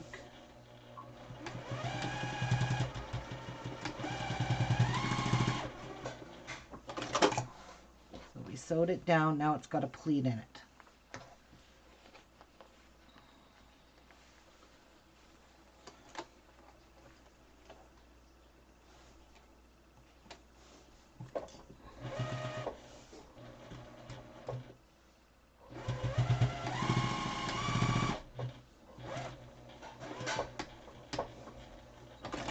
Okay, I like that better because it's not so bulky in that area. So when I go to put this together now, put that piece in there, put that back in there. Mouth, on the mouth. This is not going to be so bulky. See the pocket? It's going to fit in there good. Okay, so take one of your straps, fold it in half, find the center, and find the center of your mask of here, and open it up and put it right over top, right like that. So get it set. I'm gonna push that down so it's nice and even. And now this is going to cover your wire. So your wire is going to be sewn inside.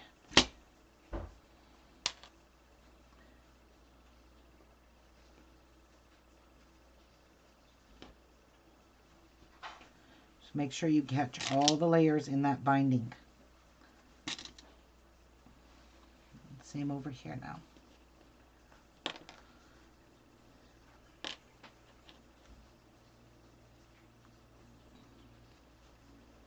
And try not to have any of it sticking out. If you got interfacing sticking out and you could see it, that means you didn't cut your wire piece short enough. And then just line up these pieces here. Put a clip in it. Okay? And you're going to do the same with this piece now. Oops. Put that over there so I don't lose all my stuff. Alright. Fold it in half. Get your middle best you can. Doesn't have to be perfect. Line your middle up with your clip here. Open it up, fold it over. Make sure you got your fold even on both sides, on this side and this side.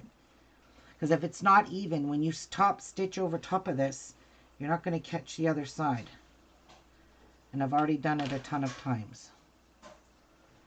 So open up, line that up, fold that over, and it's in there perfectly. Like that.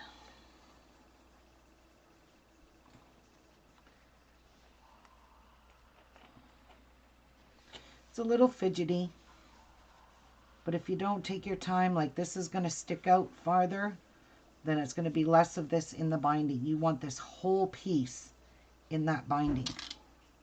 You don't want any of it left out.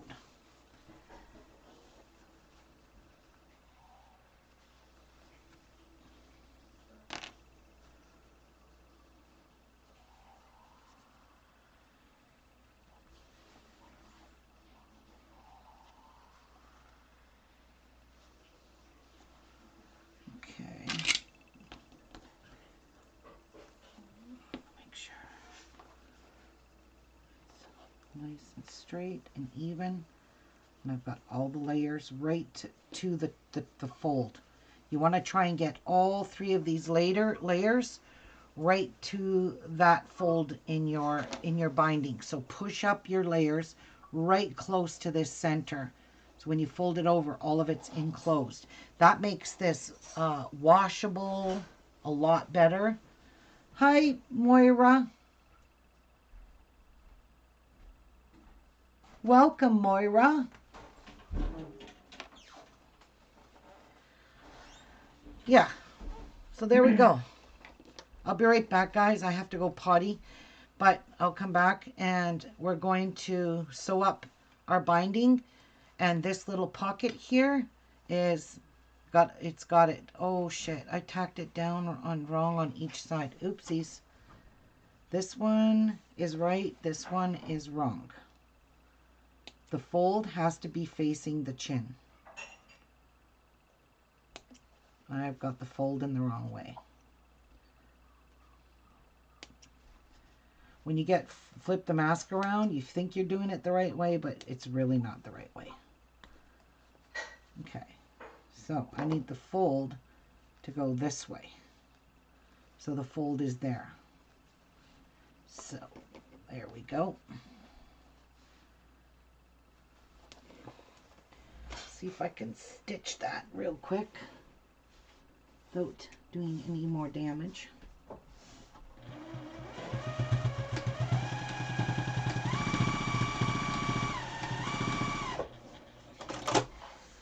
There we go.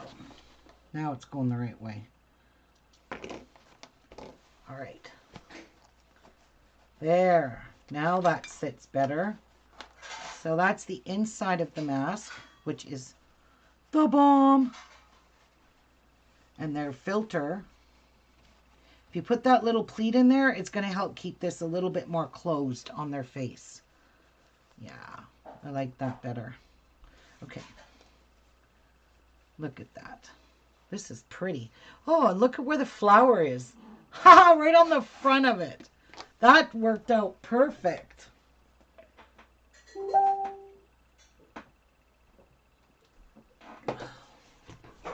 All right.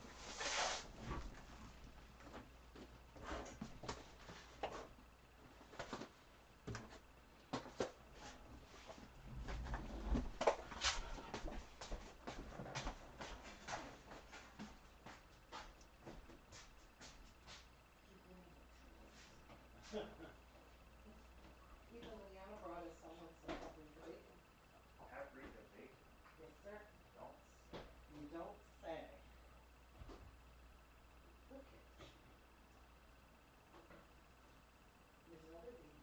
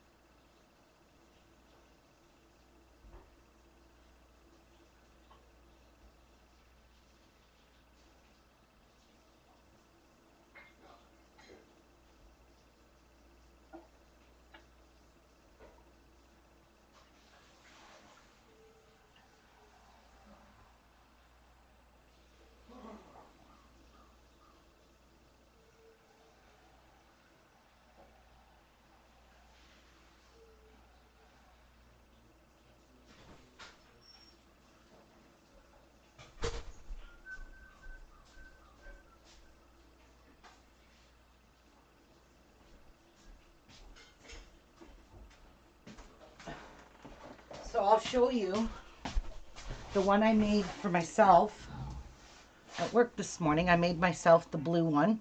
You can see the nose piece. It is pretty good at staying. And this stayed on my face so tight. And this part here, this binding part, this goes right underneath your chin.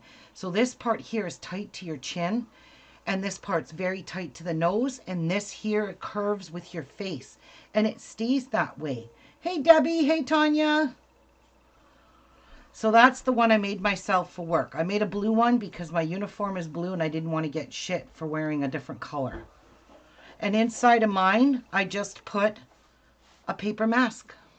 You see? I just stuck another paper mask inside to protect. I mean, this is no good now because I used this and now I have to wash this. And all I have to do is just flatten out my wire, flatten it out again, and it'll go into the wash, no problem. But I made this really fast this morning. I whipped this together very quickly. But it does fit over top of an N95 mask, and that's what they're recommending some nurses that are limited to their N95s. They want them to reuse their masks.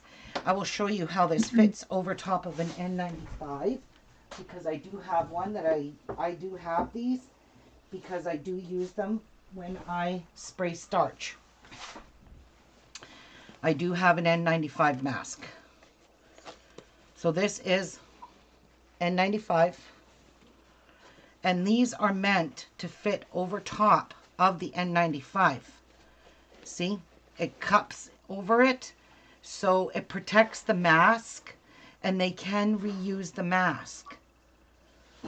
I'm not saying it is, the lemon juice is false. Look it up. Oh, it is? Wow. Anything that's a Okay. citric acid is a disinfectant. So that can't be false. Citric acid kills viruses. I don't know where you read that, but I will go look it up though. So anyway, I'm not using lemon juice. I quit using the lemon juice. I just use the alcohol, rubbing alcohol. So yeah, this will fit perfect and it will hold your N95 mask better in place too. So anyway, that's what I spray these with is rubbing alcohol. And it's 99.9%. But I use this mask just for spray starching because I don't want to breathe in that starch. I don't want the starch going into my lungs. It's very, very unhealthy for your lungs. So that's my mask. So let's get making How on these. earth do you breathe with that on? I had to take it off. It's so airtight. I mean, you can breathe, believe me. It really annoyed me. That's why I took it off. I'm not a nurse. I just can't, Yeah. I can't get used to wearing it. Okay, so you want to kind of fold the one end in a little bit here. Fold that end in a little bit. Fold it down and fold it over. So you don't have anything sticking out on the sides here. And then you're going to start sewing it. And I usually go over it a couple of times.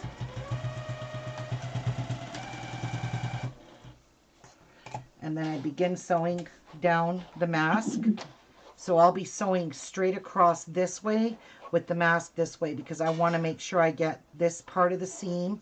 And if I miss a piece at the back and I don't catch it all on the back, I don't care about that. I'll go over it quickly. I just don't want it to show on the front.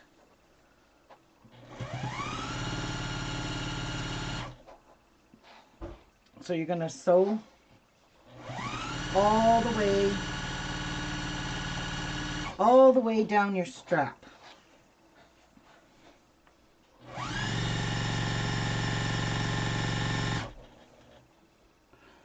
Well, I can't believe that guy said lemon citric acid. Wait, I read something about that too. Ruby, do you think a beginner at sewing can make the masks you're doing right now?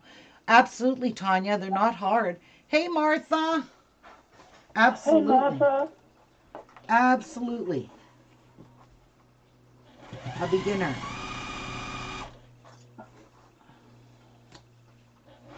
Okay, now I'm sewing. I'm sewing over top where my wire is. So be very careful. You do not hit that wire with your needle. So I'm being very diligent here.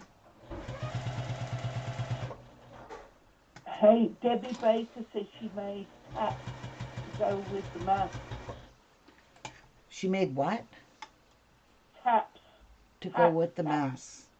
Oh, neato, Dab. Bet you those are cool.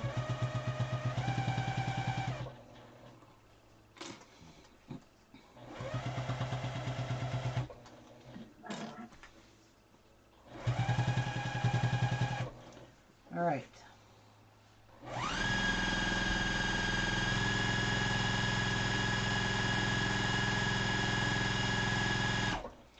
So when you get to this end, which is,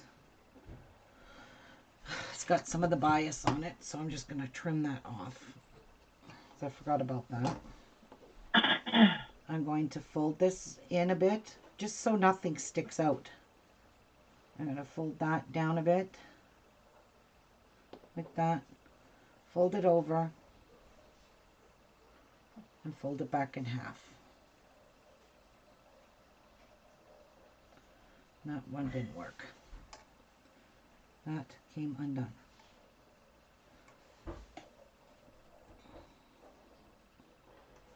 There, there.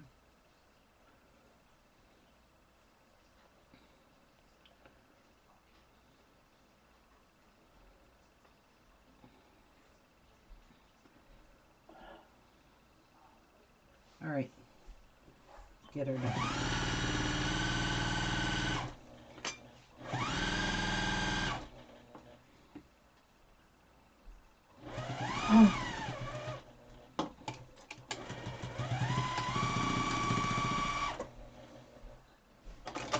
Okay, so let's check to see if we got all of the underside. A little bit lopsided there. Missed a piece right there. So what I do is just put this back underneath and try to get that sewn too. All right.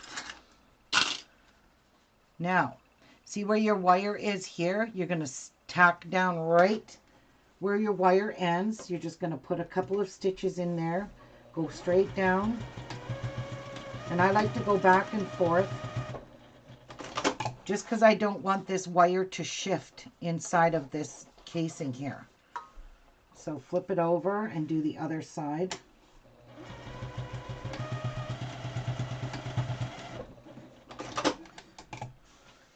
And now I'm going to trim off some threads.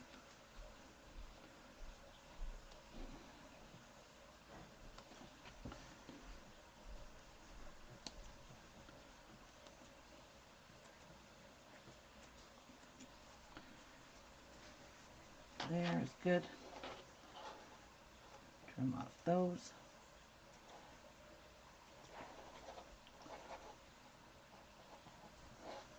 And there we go. So the nose part, your wire is very secure in there. It's not going to poke through, not going to hurt anybody in their face. It's just a nice strong piece of wire in there. Nice and strong. So now you're going to do the same thing on this side. Snip this little guy off. I'm going to push that down a little bit. Fold it over. Fold it back over this way. And then you'll get a nice clean edge. It'll look like this. See? Nice and cleaned. And I got to trim that threads there.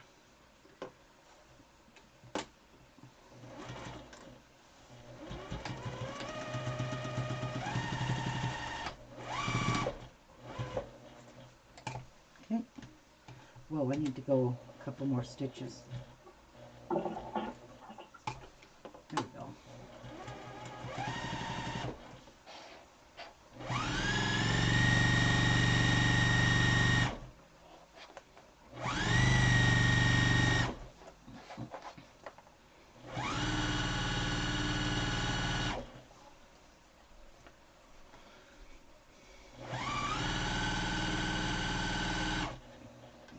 Now, this part here is a bit trickier because there's more curve. There's more curve at this chin.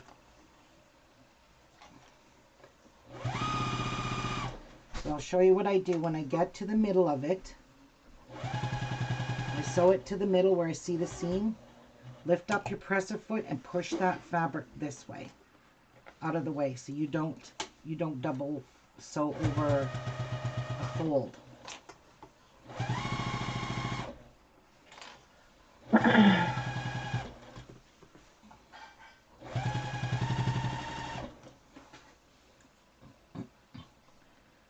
I'm gonna get this ready. So I'm just putting these a little bit on a diagonal here, just shortening it a bit, folding it over, and then back in half, and then I'll just hold this now till I get to that end piece.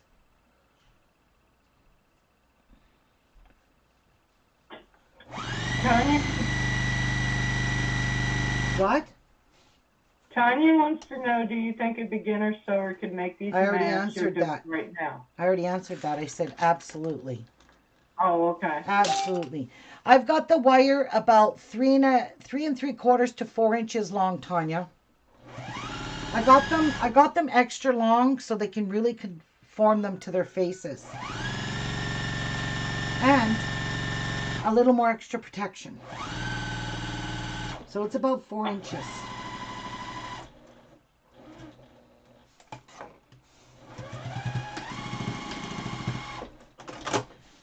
All right, so this mask is done, but we will trim off all our threads because, you know, we don't want to do a sloppy job. cut all your threads off.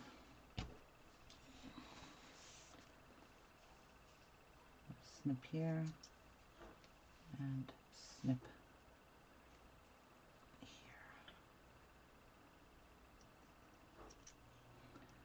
Oh my god, I need new snips. I really wrecked these. And that's that. There you go. There's her mask. All complete here, complete there. Ready to be used. And I'm just going to fold it with the straps inside. And the next mask I make, I'm just going to tuck it inside. But I do spray all of these with rubbing alcohol so she can use them right away. I really, really, really think these are a good way to get some of our healthcare workers a bit protected, you know, to wear over their N95s. And that is just like a perfect, perfect mask. Look at that. Oh, that is so pretty, guys. Look at the color. It's all pinks. The dark pink with the light pink. Hi, Pamela. Debbie, go to Google, and in the Google search bar, type in Riley Blake Designs. When you get their YouTube channel, pull up the YouTube channel, go right to their channel. It's the first video. It says how to make a face mask. And the lady that makes the face mask, she was a nurse. She worked on a nurse on a plane or a ship. I can't remember. She was a nurse, but she doesn't nurse. She's not a nurse right now. She's actually a designer for Riley Blake. But anyway, she altered a pattern that was made by somebody called, the pattern was called From a Nurse to a Nurse. And she explains all of that in the video, so I don't need to explain all that to you. She explains it all in the video.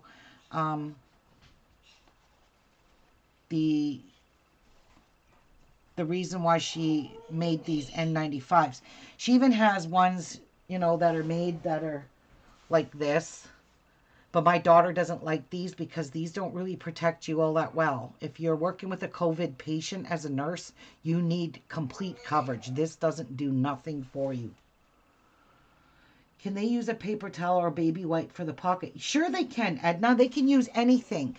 They can use a paper mask, which is nice because these paper masks, believe it or not, they have 3 layers in them. There's 3 layers. There's an outer, an inner. There's 2 outers and an inner. I'll show you. Just cut this one open a bit. It's in my garbage anyways. But there is 3 layers. Believe it or not, these thin paper ones. There's this piece.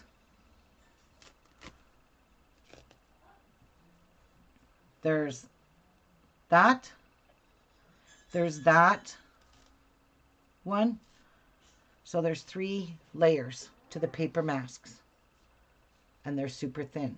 But these will work perfectly inside of this mask as an extra layer of protection. My daughter uses parchment paper.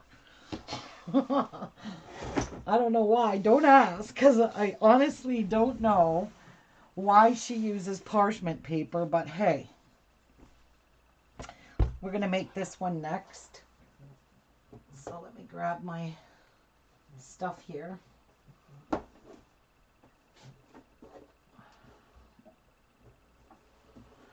And let's make the green one next. So this one is done.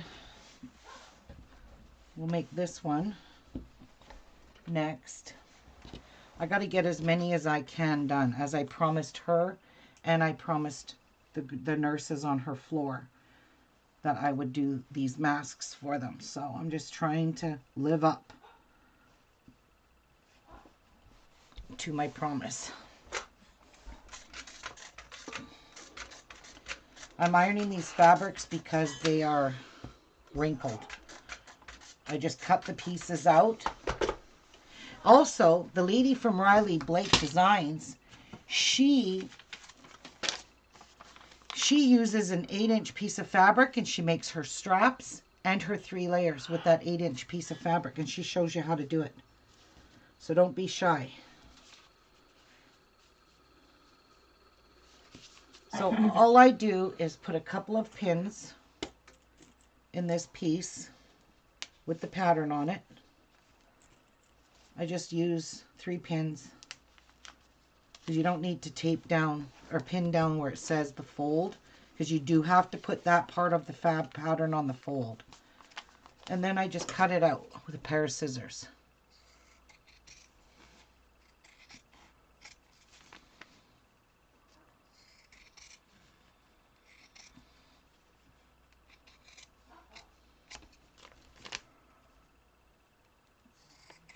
And it's just this easy.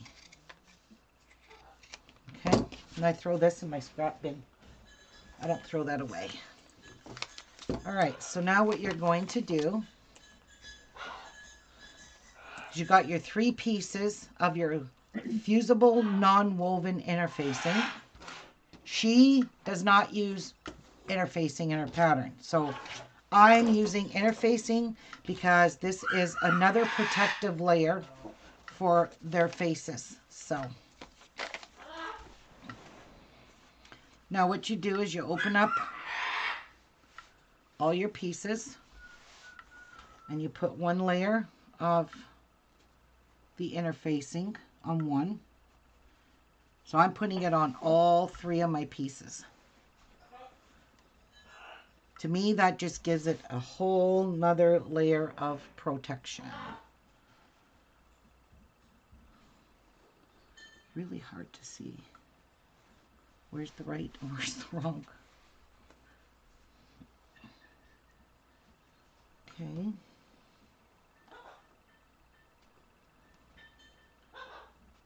And that's that. And we need this.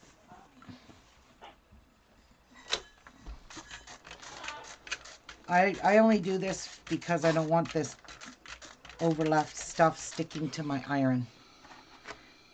And then I'll take each piece individually and iron it.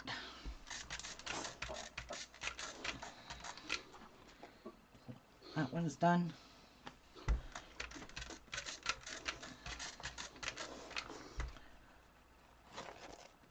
That one's done. And then I know for sure that the interfacing is good and secure on it. So those are done. And while we're at it, the ironing board, you might as well iron your straps. Wish I had a binding tool, but I don't. So we got to make our straps. This is the most time-consuming part of it all, and I hate it. There's got to be a quicker way to do this with the binding tool. I need to order one of those. I seriously need one because I make a lot of binding.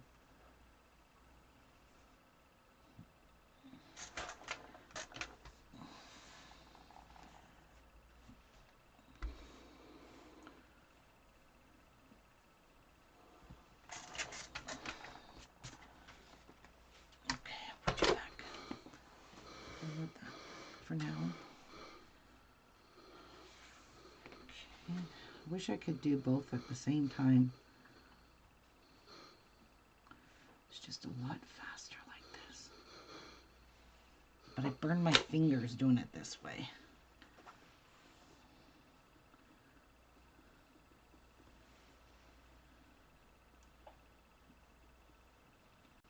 Yeah, and it just does that. It spreads open.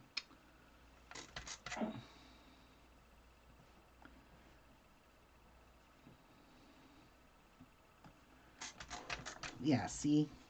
Jeez. Too hot. I don't know how people do it that way. I can't. I can only do one side at a time. Damn it. Whoops.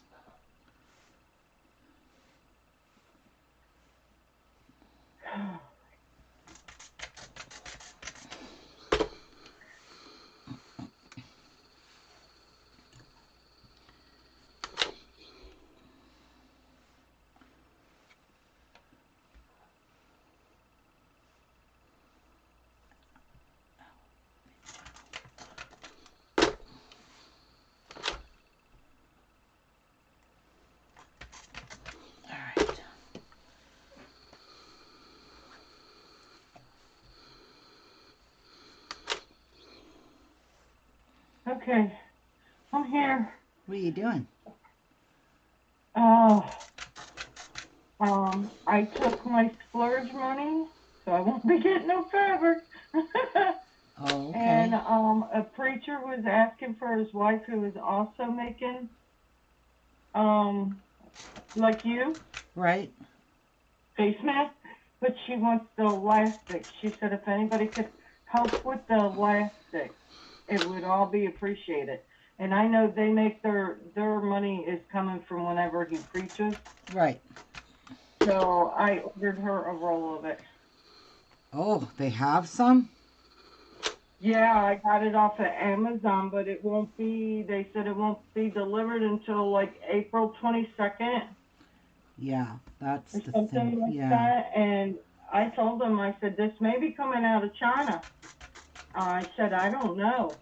And he said, that's okay, we'll appreciate it. So I had it shipped straight to their house. Oh, nice. Yeah. Was it expensive? It was $22. Oh, I don't think wow. that's bad for, I think, but it was like 200 yards of it, Ruby. Oh, wow. That's a lot of elastic. Mind you, don't Yeah. forget, they're going to use anywhere from 8 to 10-inch pieces. Times 2 on each Well, mask. So, that's, that's not too bad. I don't think it was too expensive for that much yardage. No, not at You all. know, do you? No, not at Okay. all. I could have got it cheaper on the other ones, but their shipping was going to be like the end of May. Yep. And I was like, that ain't going to do nobody no good. That's like my interfacing I buy. It's not shipping until the end of May because they're out of stock. Yeah. Well, So, oh well, I'll just wait till it comes available. Make do with what I've got. It's just everything is in short demand, and they even say that on the Amazon that this is in short demand. yeah. So, yeah. And I've not been going to church, so I've not been able to put money in the Well, I pot for think God. So I thought, a lot of churches are closed here. They're yeah, forced. They've been ordered to our close. Christmas, all our Easter stuff, Easter breakfast, the egg hunt and everything is all off. So I thought, well, I can't put no money in the pot, so this is my way of still working for God. There you go. Yep.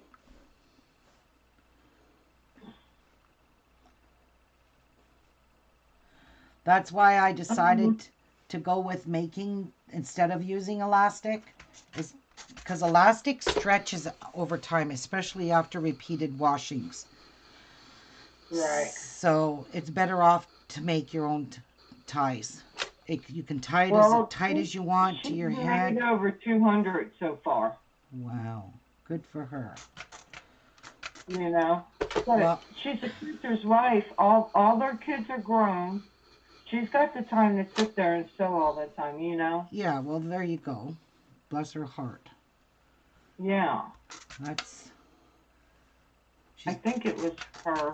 They said made that many. I don't know. Anyway, she's been making them for a while, like you have. yeah. I'm only doing it for my daughter and her co-worker nurses. They don't work Yeah. where the COVID patients are. Thank God for that, because I'd really be panicking.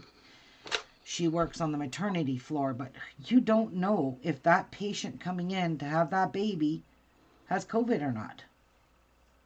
They could be carrying it and I be don't think that would asymptomatic. help them, Edna. Did you answer Edna's question? What was it? Can you use a paper Yes. towel or baby wipe for the pocket? You need something dry. You need something to act as a filter. So anything that's stretchy, like knit, is not good. You got to use something that's non-woven. It's not stretchable. So I don't know. Can a baby wipe stretch? I don't think so. I Most don't think you would want to use a baby wipe. I just don't. Well, it would have to be a dry baby wipe, not wet. You can't get the mask wet because that will cause it to grow germs. Yeah. Maura, she got the pattern from Riley Blake's design on here on YouTube. YouTube. Yeah, Moira, you just type in Riley Blake Designs in YouTube under the search, and it's the first video on their website with the pattern. She shows you how to make it, but she goes through it very quickly, and she leaves out the interfacing. She doesn't put interfacing on hers, just so you know. Okay, so our next step is to take your pattern. Which part is the longest? Oh, that's the pointiest part. Right here. These. And if you're in the group, she's got links. Okay, so you're going to Two fold. different kinds of patterns. You're going to fold one piece in half. That you're going to be your front piece or whatever. Line this up and make sure you've got it lined up properly. Can't see that way. Ooh, I like that fabric. That's nice and bright. Yeah, nice and cheerful. Okay, Yeah. get a marking tool and mark your darts. Because this is where we're going to fold it. Okay, so what you're going to do, like that, flip it over and line it up over here too. Because you need to make the same marks on both sides of this. So get that done.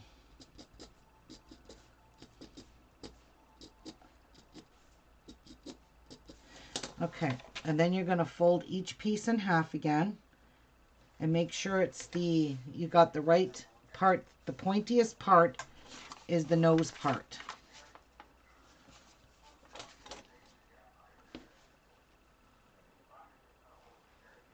Yeah.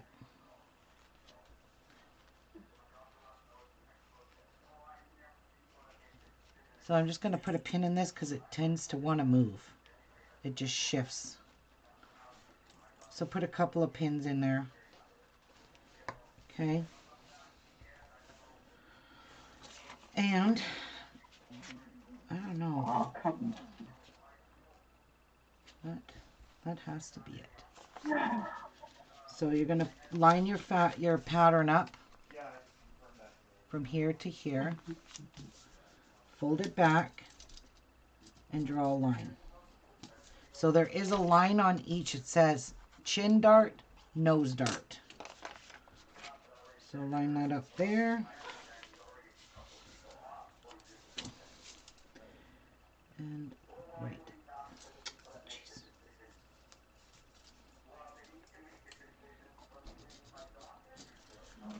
Okay. So that one's good. You're going to do that to all three pieces.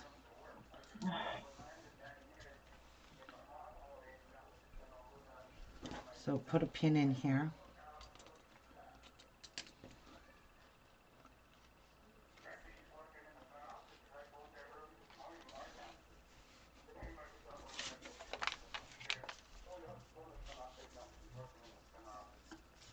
Here's the link to it. Oh, that's not it. I don't know how that got copied.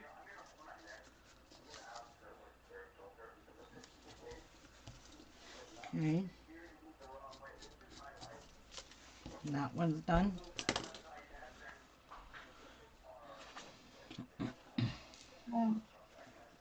And then you're going to mark the third one. Oof.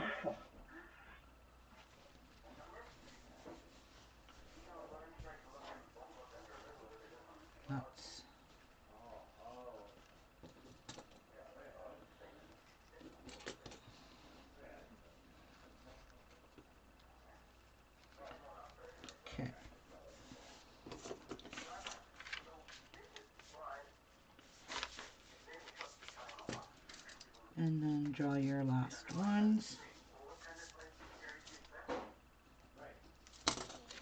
All right, so now you're going to sew these. You're going to sew along your darts.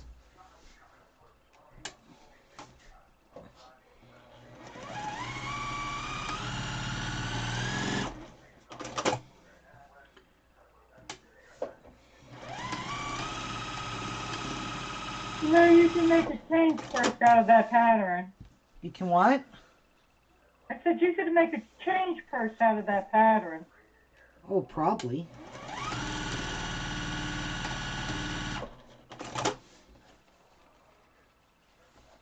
So there.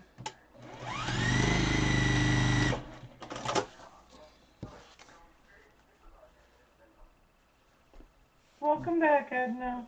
Welcome back, Edna. You might have to reline up all your pieces, but it takes a split second to do that. Okay, so now trim off leaving about 1/4 of an inch. Oh, whoops. 1/4 of an inch. I'm awake again. Oh, welcome back, Dye. Welcome back, Dye. All right. Now, what you want to do is you want to slit where your nose and your chin darts are. You want to snip your fold right there so you can flatten this out with the iron. So snip right up to your stitch line, but be very careful you don't cut it. And then we're going to press those seams open because it just makes it so much flatter. Now, Riley Blake, their video does not show you to do this. She leaves them big too. She doesn't do this step. And you can see she struggles with lining them up. I just like them to be flat because it does make it a lot easier on your sewing machine if you've just got a plain old ordinary domestic machine. Can't handle really thick Right. amounts of fabric. My machine's conked out again. It conked I out. don't can either. Yeah. All right. Tension on mine has gone completely haywire. And now you're just going to give this a press open. Press it right open.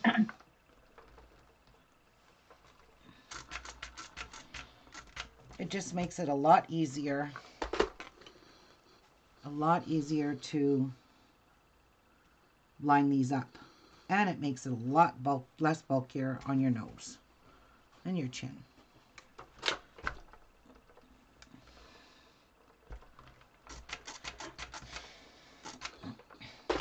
Okay, so it looks like that. Nice and flat. So you're going to do that to all 3 pieces.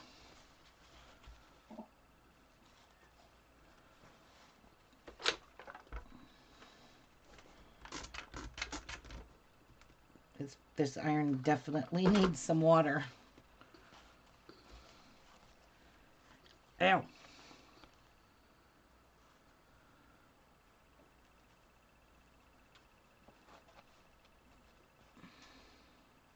And it's easier if you stand the mask up, because see how it's got like a point of a triangle there? You want to keep that. You don't want to lose that shape. There.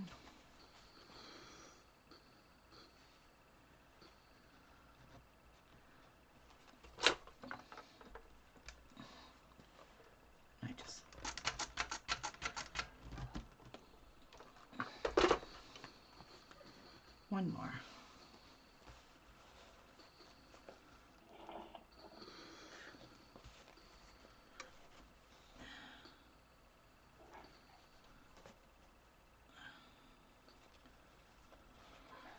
Oh, come on. There we go. giving me a little bit of a hard time. Okay.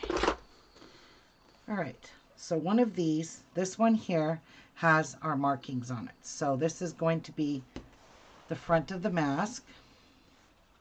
So you want to take another piece, push the darts out that way, match up your nose piece. Is this, nope, this is the nose. You'll know right away because you'll see the nose piece is longer, the chin, wait. What the heck? Why does this look as long as the other one? Oh no, we'll use that other one. All right, nose to, oh, we can't. This is the part I marked. Okay, that's the short, that's right.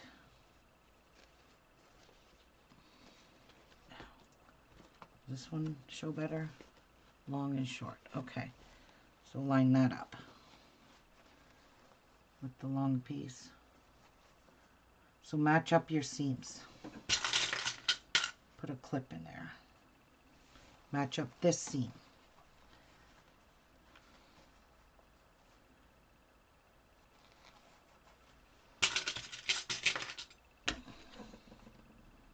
All right. Now make sure it matches all the way here, here. So just stick a couple of clips here and here. Match that up. Good morning, kitty cat. Good morning. Huh, why is it like that? Are those matching up? Yes. I don't know. Must have cut this crooked. There we go. I don't want it to be crooked in the binding. All right. Now, there's the nose, there's the chin, right? That's the nose.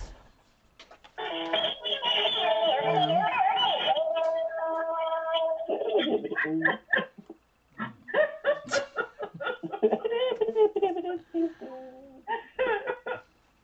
You remember that tune, Ruby? sure do. With the frog dancing and you with my Fitbit? Yes. Oh, that still cracks me up.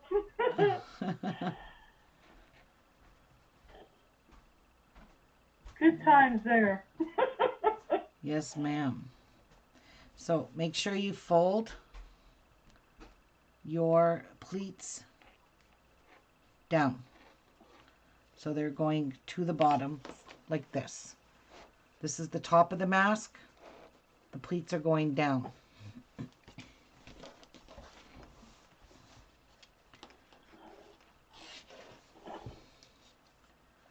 So you're going to fold there, and then you're going to fold over your pleat there, like that. See?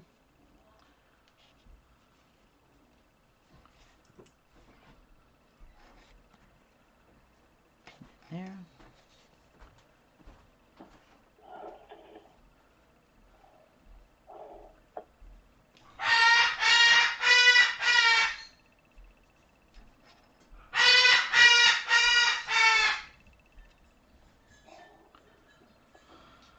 Oh, really, Nico?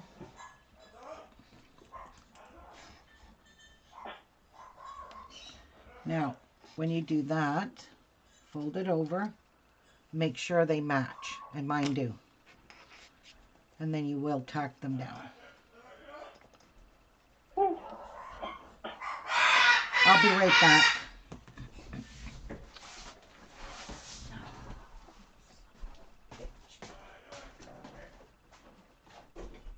It was so funny, Mary. I still go, if I ever need me to pick me up or something, I'll go watch that. That music will crack you up too.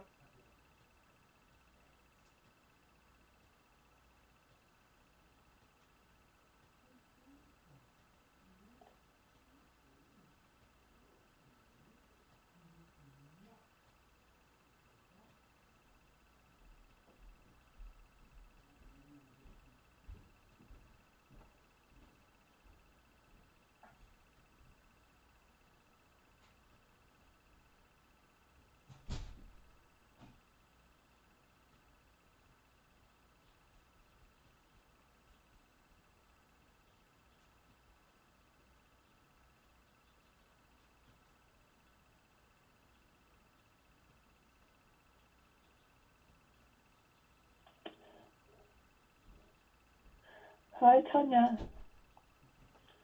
I keep dozing on and off.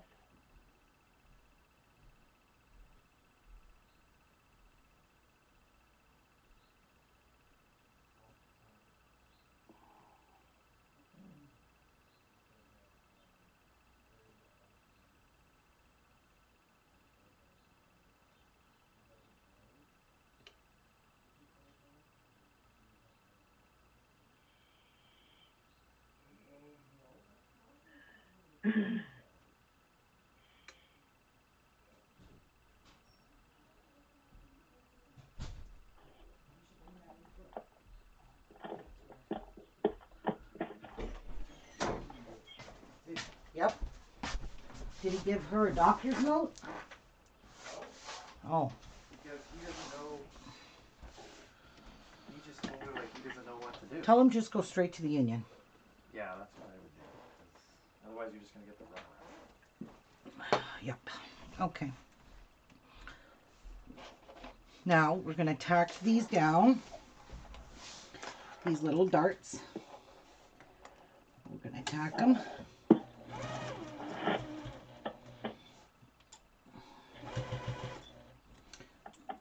I can cushion here. And I'm only doing it like a scant 1/4 of an inch because I don't want it to stick out from where my binding goes on it. It's 7:21, Pamela. A.M. Okay, so that's that. Now, remember I did a little bit of pleats here. I'm going to do,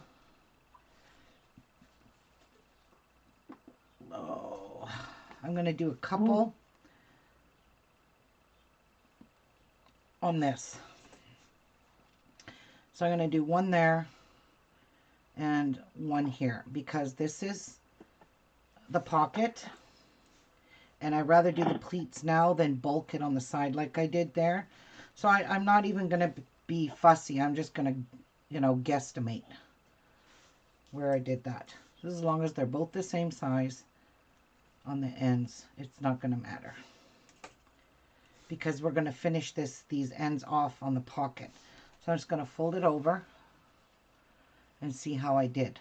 And I did pretty crappy. So make this one a bit bigger. And this one a bit bigger. Now I'll check.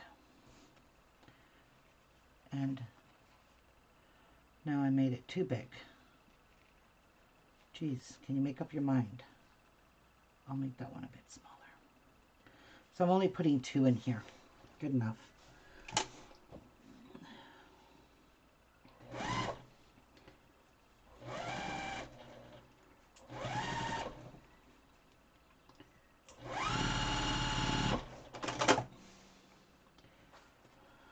Two little pleats.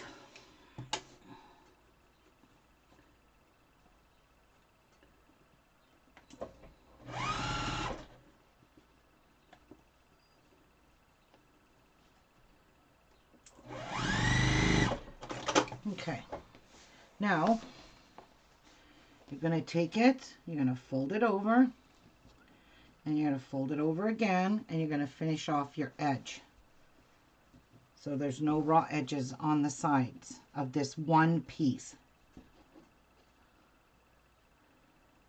Like that. And under your machine it goes. Sew her up.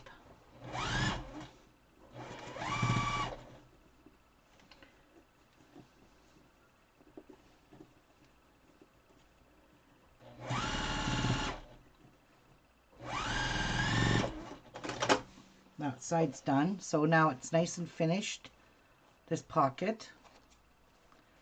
And do the same over here. Fold a little under, like that, and then roll it over and make a complete seam here. Like that.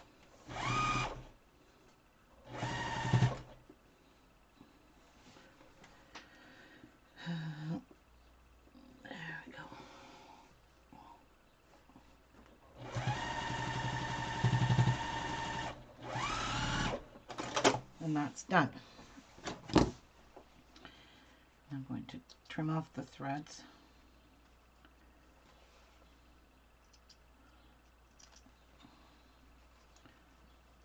Okay, so this piece will go in like that. All right, so this is ready for the nose piece. So here's my wire, already all cured. Just gonna cut it off a piece, and I'm gonna sew this all the way around the wire, as close as I can to the wire.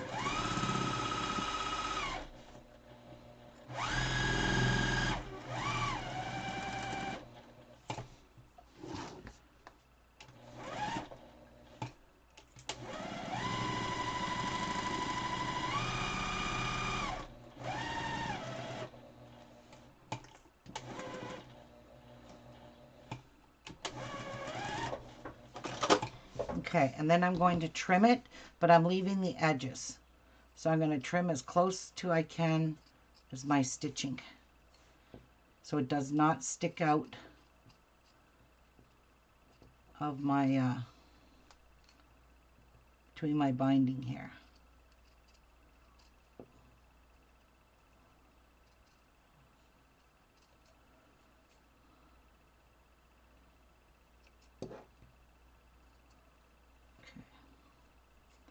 Don't cut this part off though.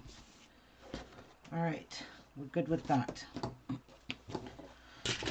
Now, where's the nose? That's the nose. Which one is the nose?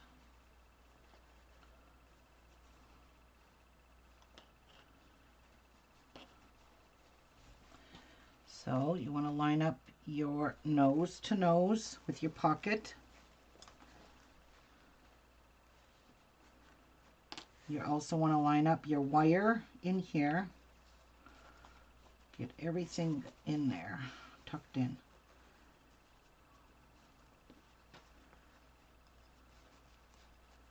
Actually, you know what I'm going to do? Where's my straps? I'm going to sew my ends first. That way I don't have to worry about it.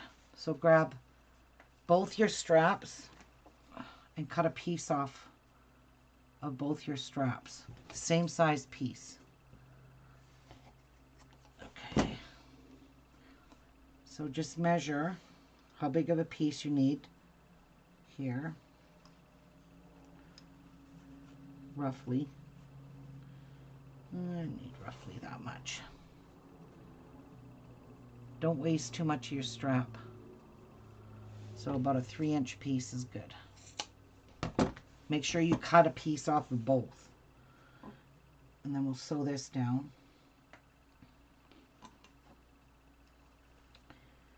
Fold it over. Push this right up to the fold. It's right up to the fold. You don't need your pocket in here for this.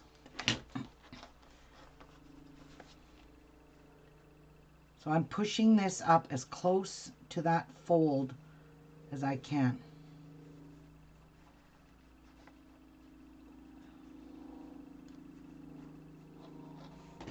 Putting a clip in it. The same here. Close to the fold as you can.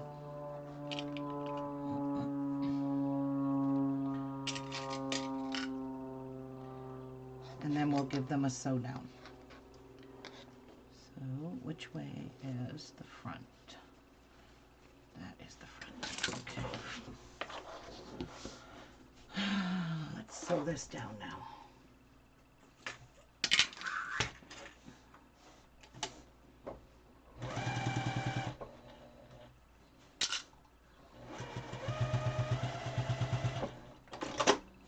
Oh, pygmy.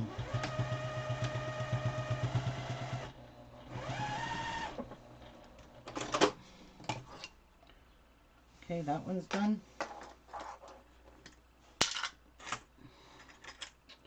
These clips are everywhere. I'm just kind of throwing them everywhere.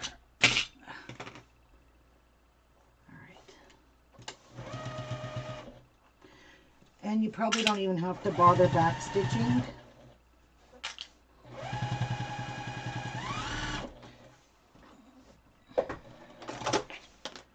And we caught it on both sides. There we go. Perfect. That can go over there. Now, where's my nose? Right here. Pull it up. So match these all up now.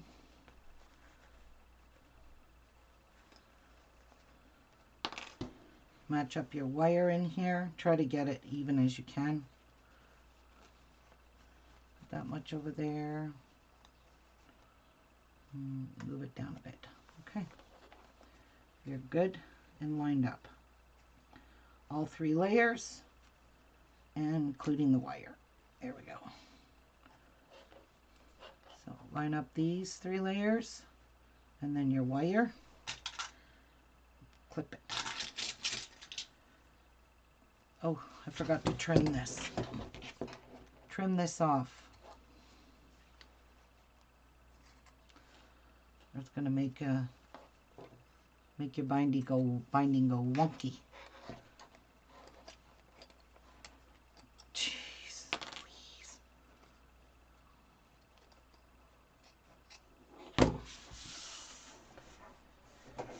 All right.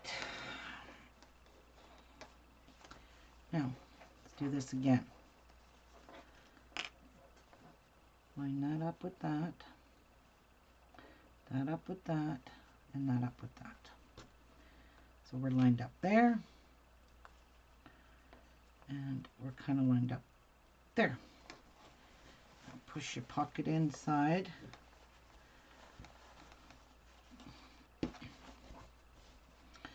This is way better putting those couple of pleats in there. But do the pleats before you turn it under.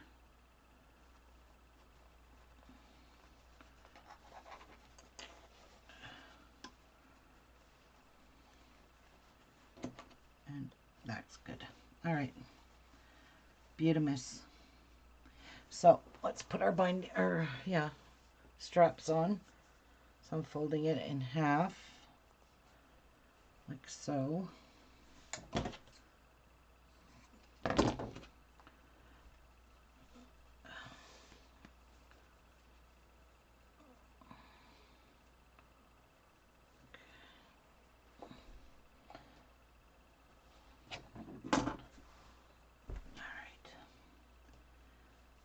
So that's kind of basically my center there. Line it up there and fold it over.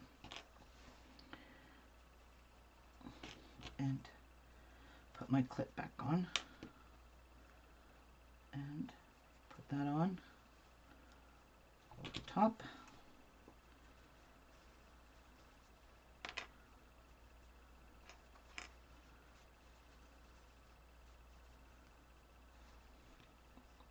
There. Make sure that's encased in there. Your raw edges. And fold it up. That. Nobody's talking. That was pretty funny, Karen. Dye, what time is it there? Did I lose people? Like, I don't know what happened to everyone. So, just checking all these. All 3 of those layers are perfect. Let that just nicely fall over. I'm here, Ruby. I was just in the kitchen. Oh. So I muted. Okay. So that side's done. So that's the nose part. Now, do the same thing with this. Snippety snip that sandwich off. Fold it in half.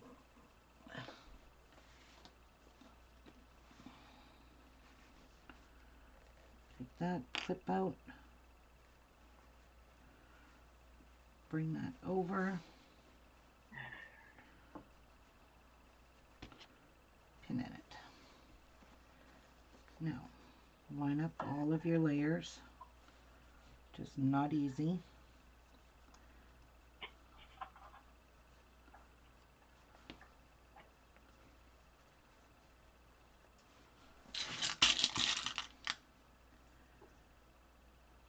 Like that. Hi, Tanya. So Tanya, are you gonna go make some of these?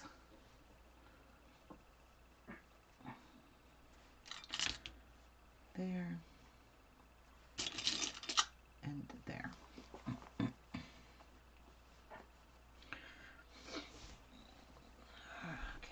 one more side.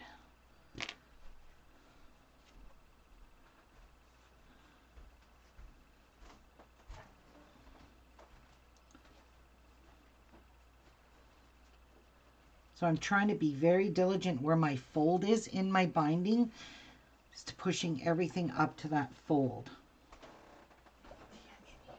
She could be. She was in here when I came home from work. Yeah, that's real. All right. Now, we're going to start sewing our strap, but you want to fold in your ends just so you don't have them sticking out on the edge. Fold it over and fold it back in half so that it looks like this, so you don't have any pieces peeping out. And then you're going to begin sewing it. Oh, hey. Hey.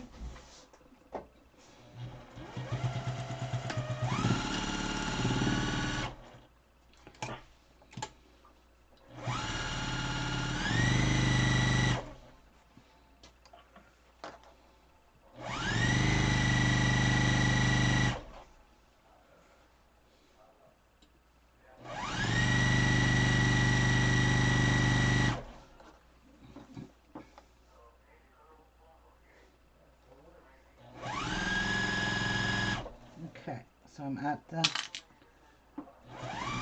the part of the mask.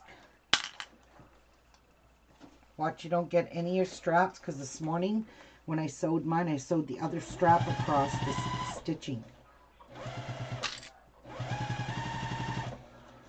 Tanya says she needs to go get a sewing machine first, then she will try and make some of them. Oh, that's sweet of you, Tanya. So this is the chin part. Remember, you got to lift it up and push your fabric underneath. Once you get to that center seam that you have there where you made your chin part, you have to push that fabric out of the way or you're going to sew right over top of it. And it's going to ruin Hi, it. Britt.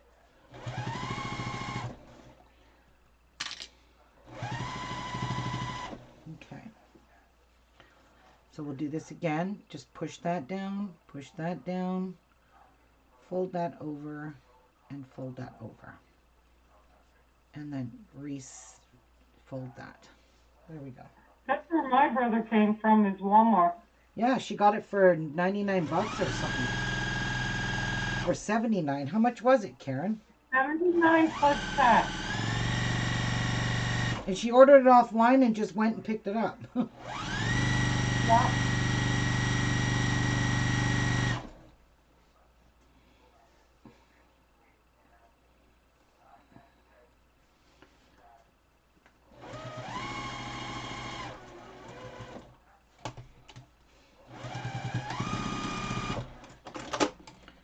Okay, so now what you want to check for, flip it over and make sure you didn't miss any stitching, and you can see I missed some right there.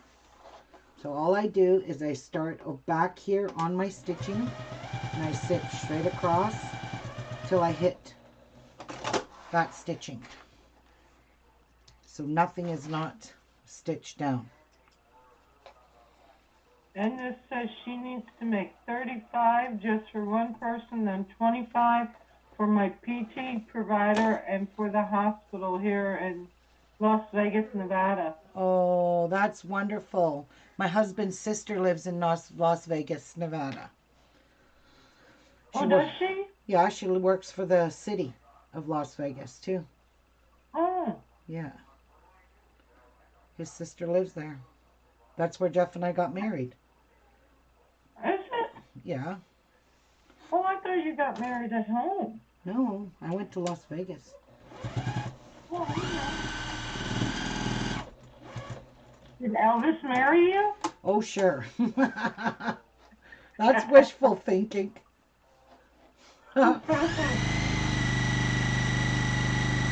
I still never believed he actually died. I think they staged his death For what reason?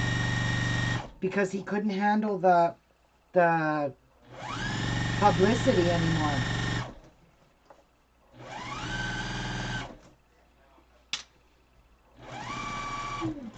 I still don't believe he died. Okay, so now we're at our nose piece. So this part is critical.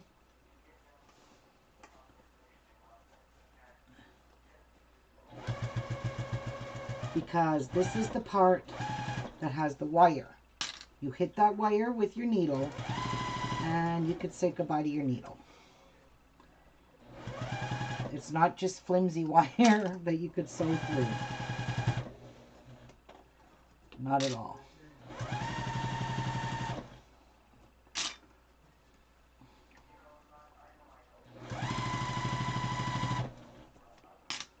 Oops, I pulled that right out. There we go. Fix her up.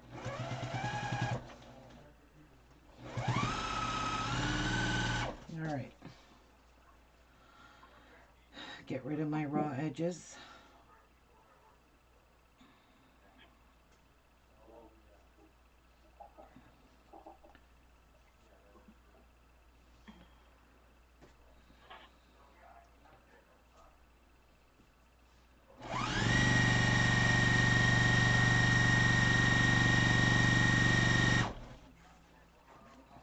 Oh, I ran out of thread. Of course I did. Well, I'm just going to use a clip on here. I'm keeping an eye on my bobbin. It's still about half full. Yeah, I can't keep an eye on mine because mine's hidden inside. Yeah. Yeah. My top is see-through. Clear. Yep.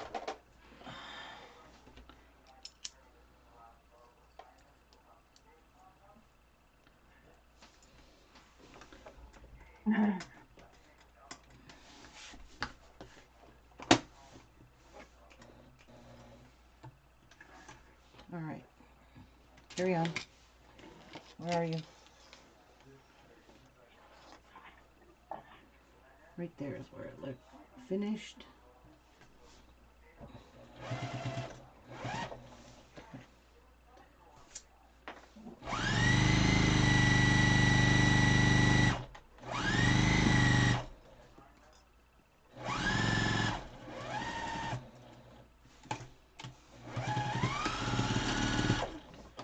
Okay, so I'm going to flip it over and look, I never missed anywhere there.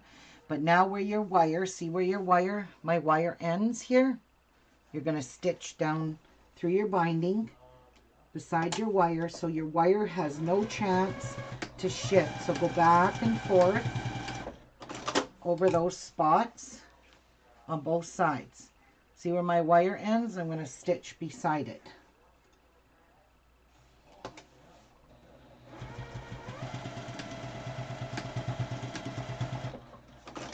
And now we'll just trim off all our threads, and then we're good.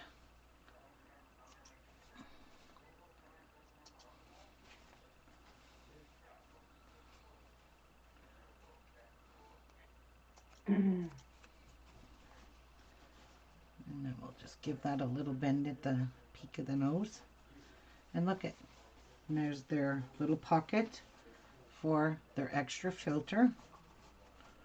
I think these masks are actually the bomb. I really do.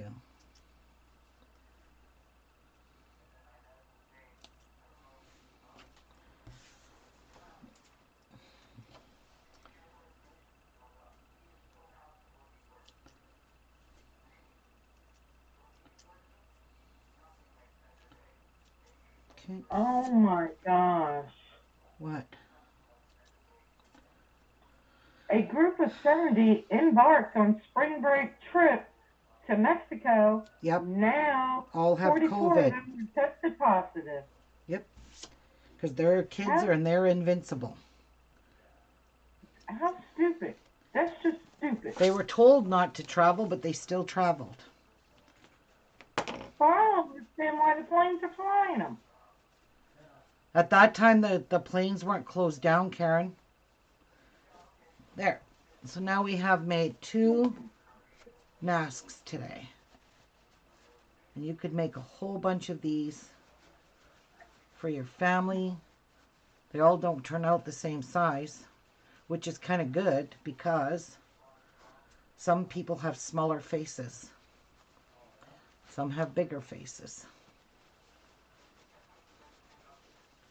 So I'm just going to leave these in my mailbox for my daughter to pick up tonight. She can pick them up on her way to work. So I made her 2 more. So this will get her for today and tomorrow. And then I really need to get her other ones made. And I got some really pretty fabrics to go. So these are so much fun to make. The only thing is I wish I could find somebody. Well, I'm glad I've done this part. All of this part is done. All the wires are all closed in on their interfacing. So I'm glad this part's done. I don't have to worry about this now. So this is a nice easy part. But yeah, that's all I'm going to do for today. I'm going to do 2 more. If I feel like it later, I might come back and sew a couple of more for her just to get them done. But no promises. So yeah, these will fit on her face perfectly. Let's tie them. Nice little pockets.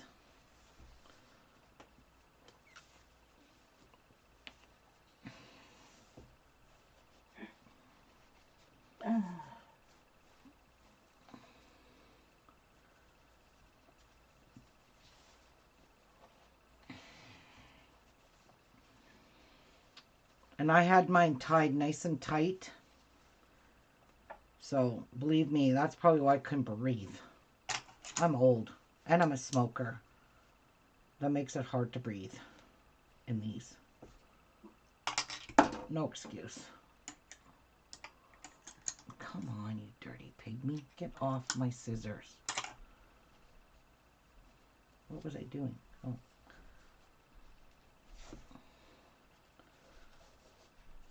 So there. That one sure stood up nice. Could take a picture of that one for her. And her new one. I love this green one. This one's really bright and cheery.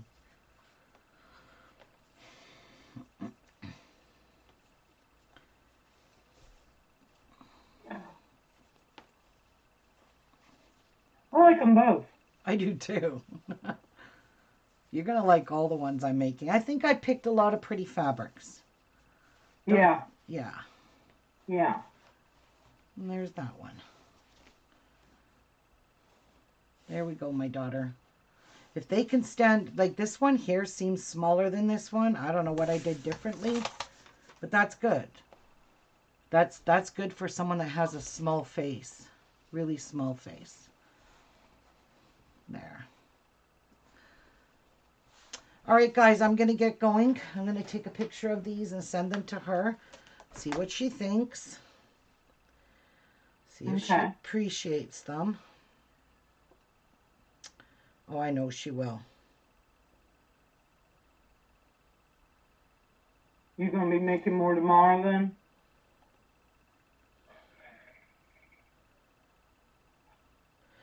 Okay, does anybody know if these is the non-woven material in the mask polyethylene?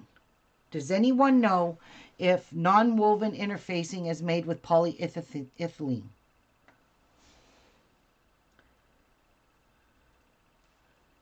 Her manager is a jerk.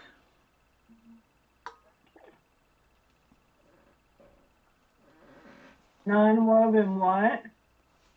Non-woven interfacing. Does it contain polyethylene? Because the nurse, they said they don't have them in there.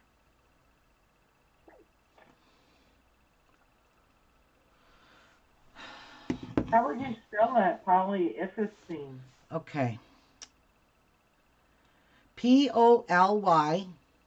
Uh-huh. ETHY. ETHY? Yep. Okay. LENE. Oh, Martha's got a curfew for 9 o'clock. Yeah. Your call said that theirs is 8. I think Rachel. Because our manager is trying to say we can wear them because they don't have a filter.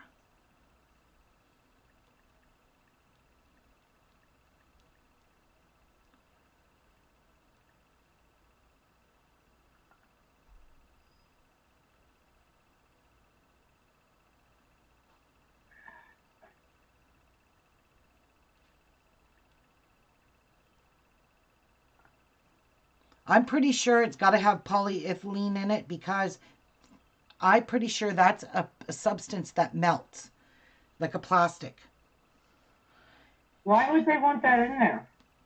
I don't know, because I think it's to protect them. I don't know. Doesn't make sense. That's what her manager is trying to tell her.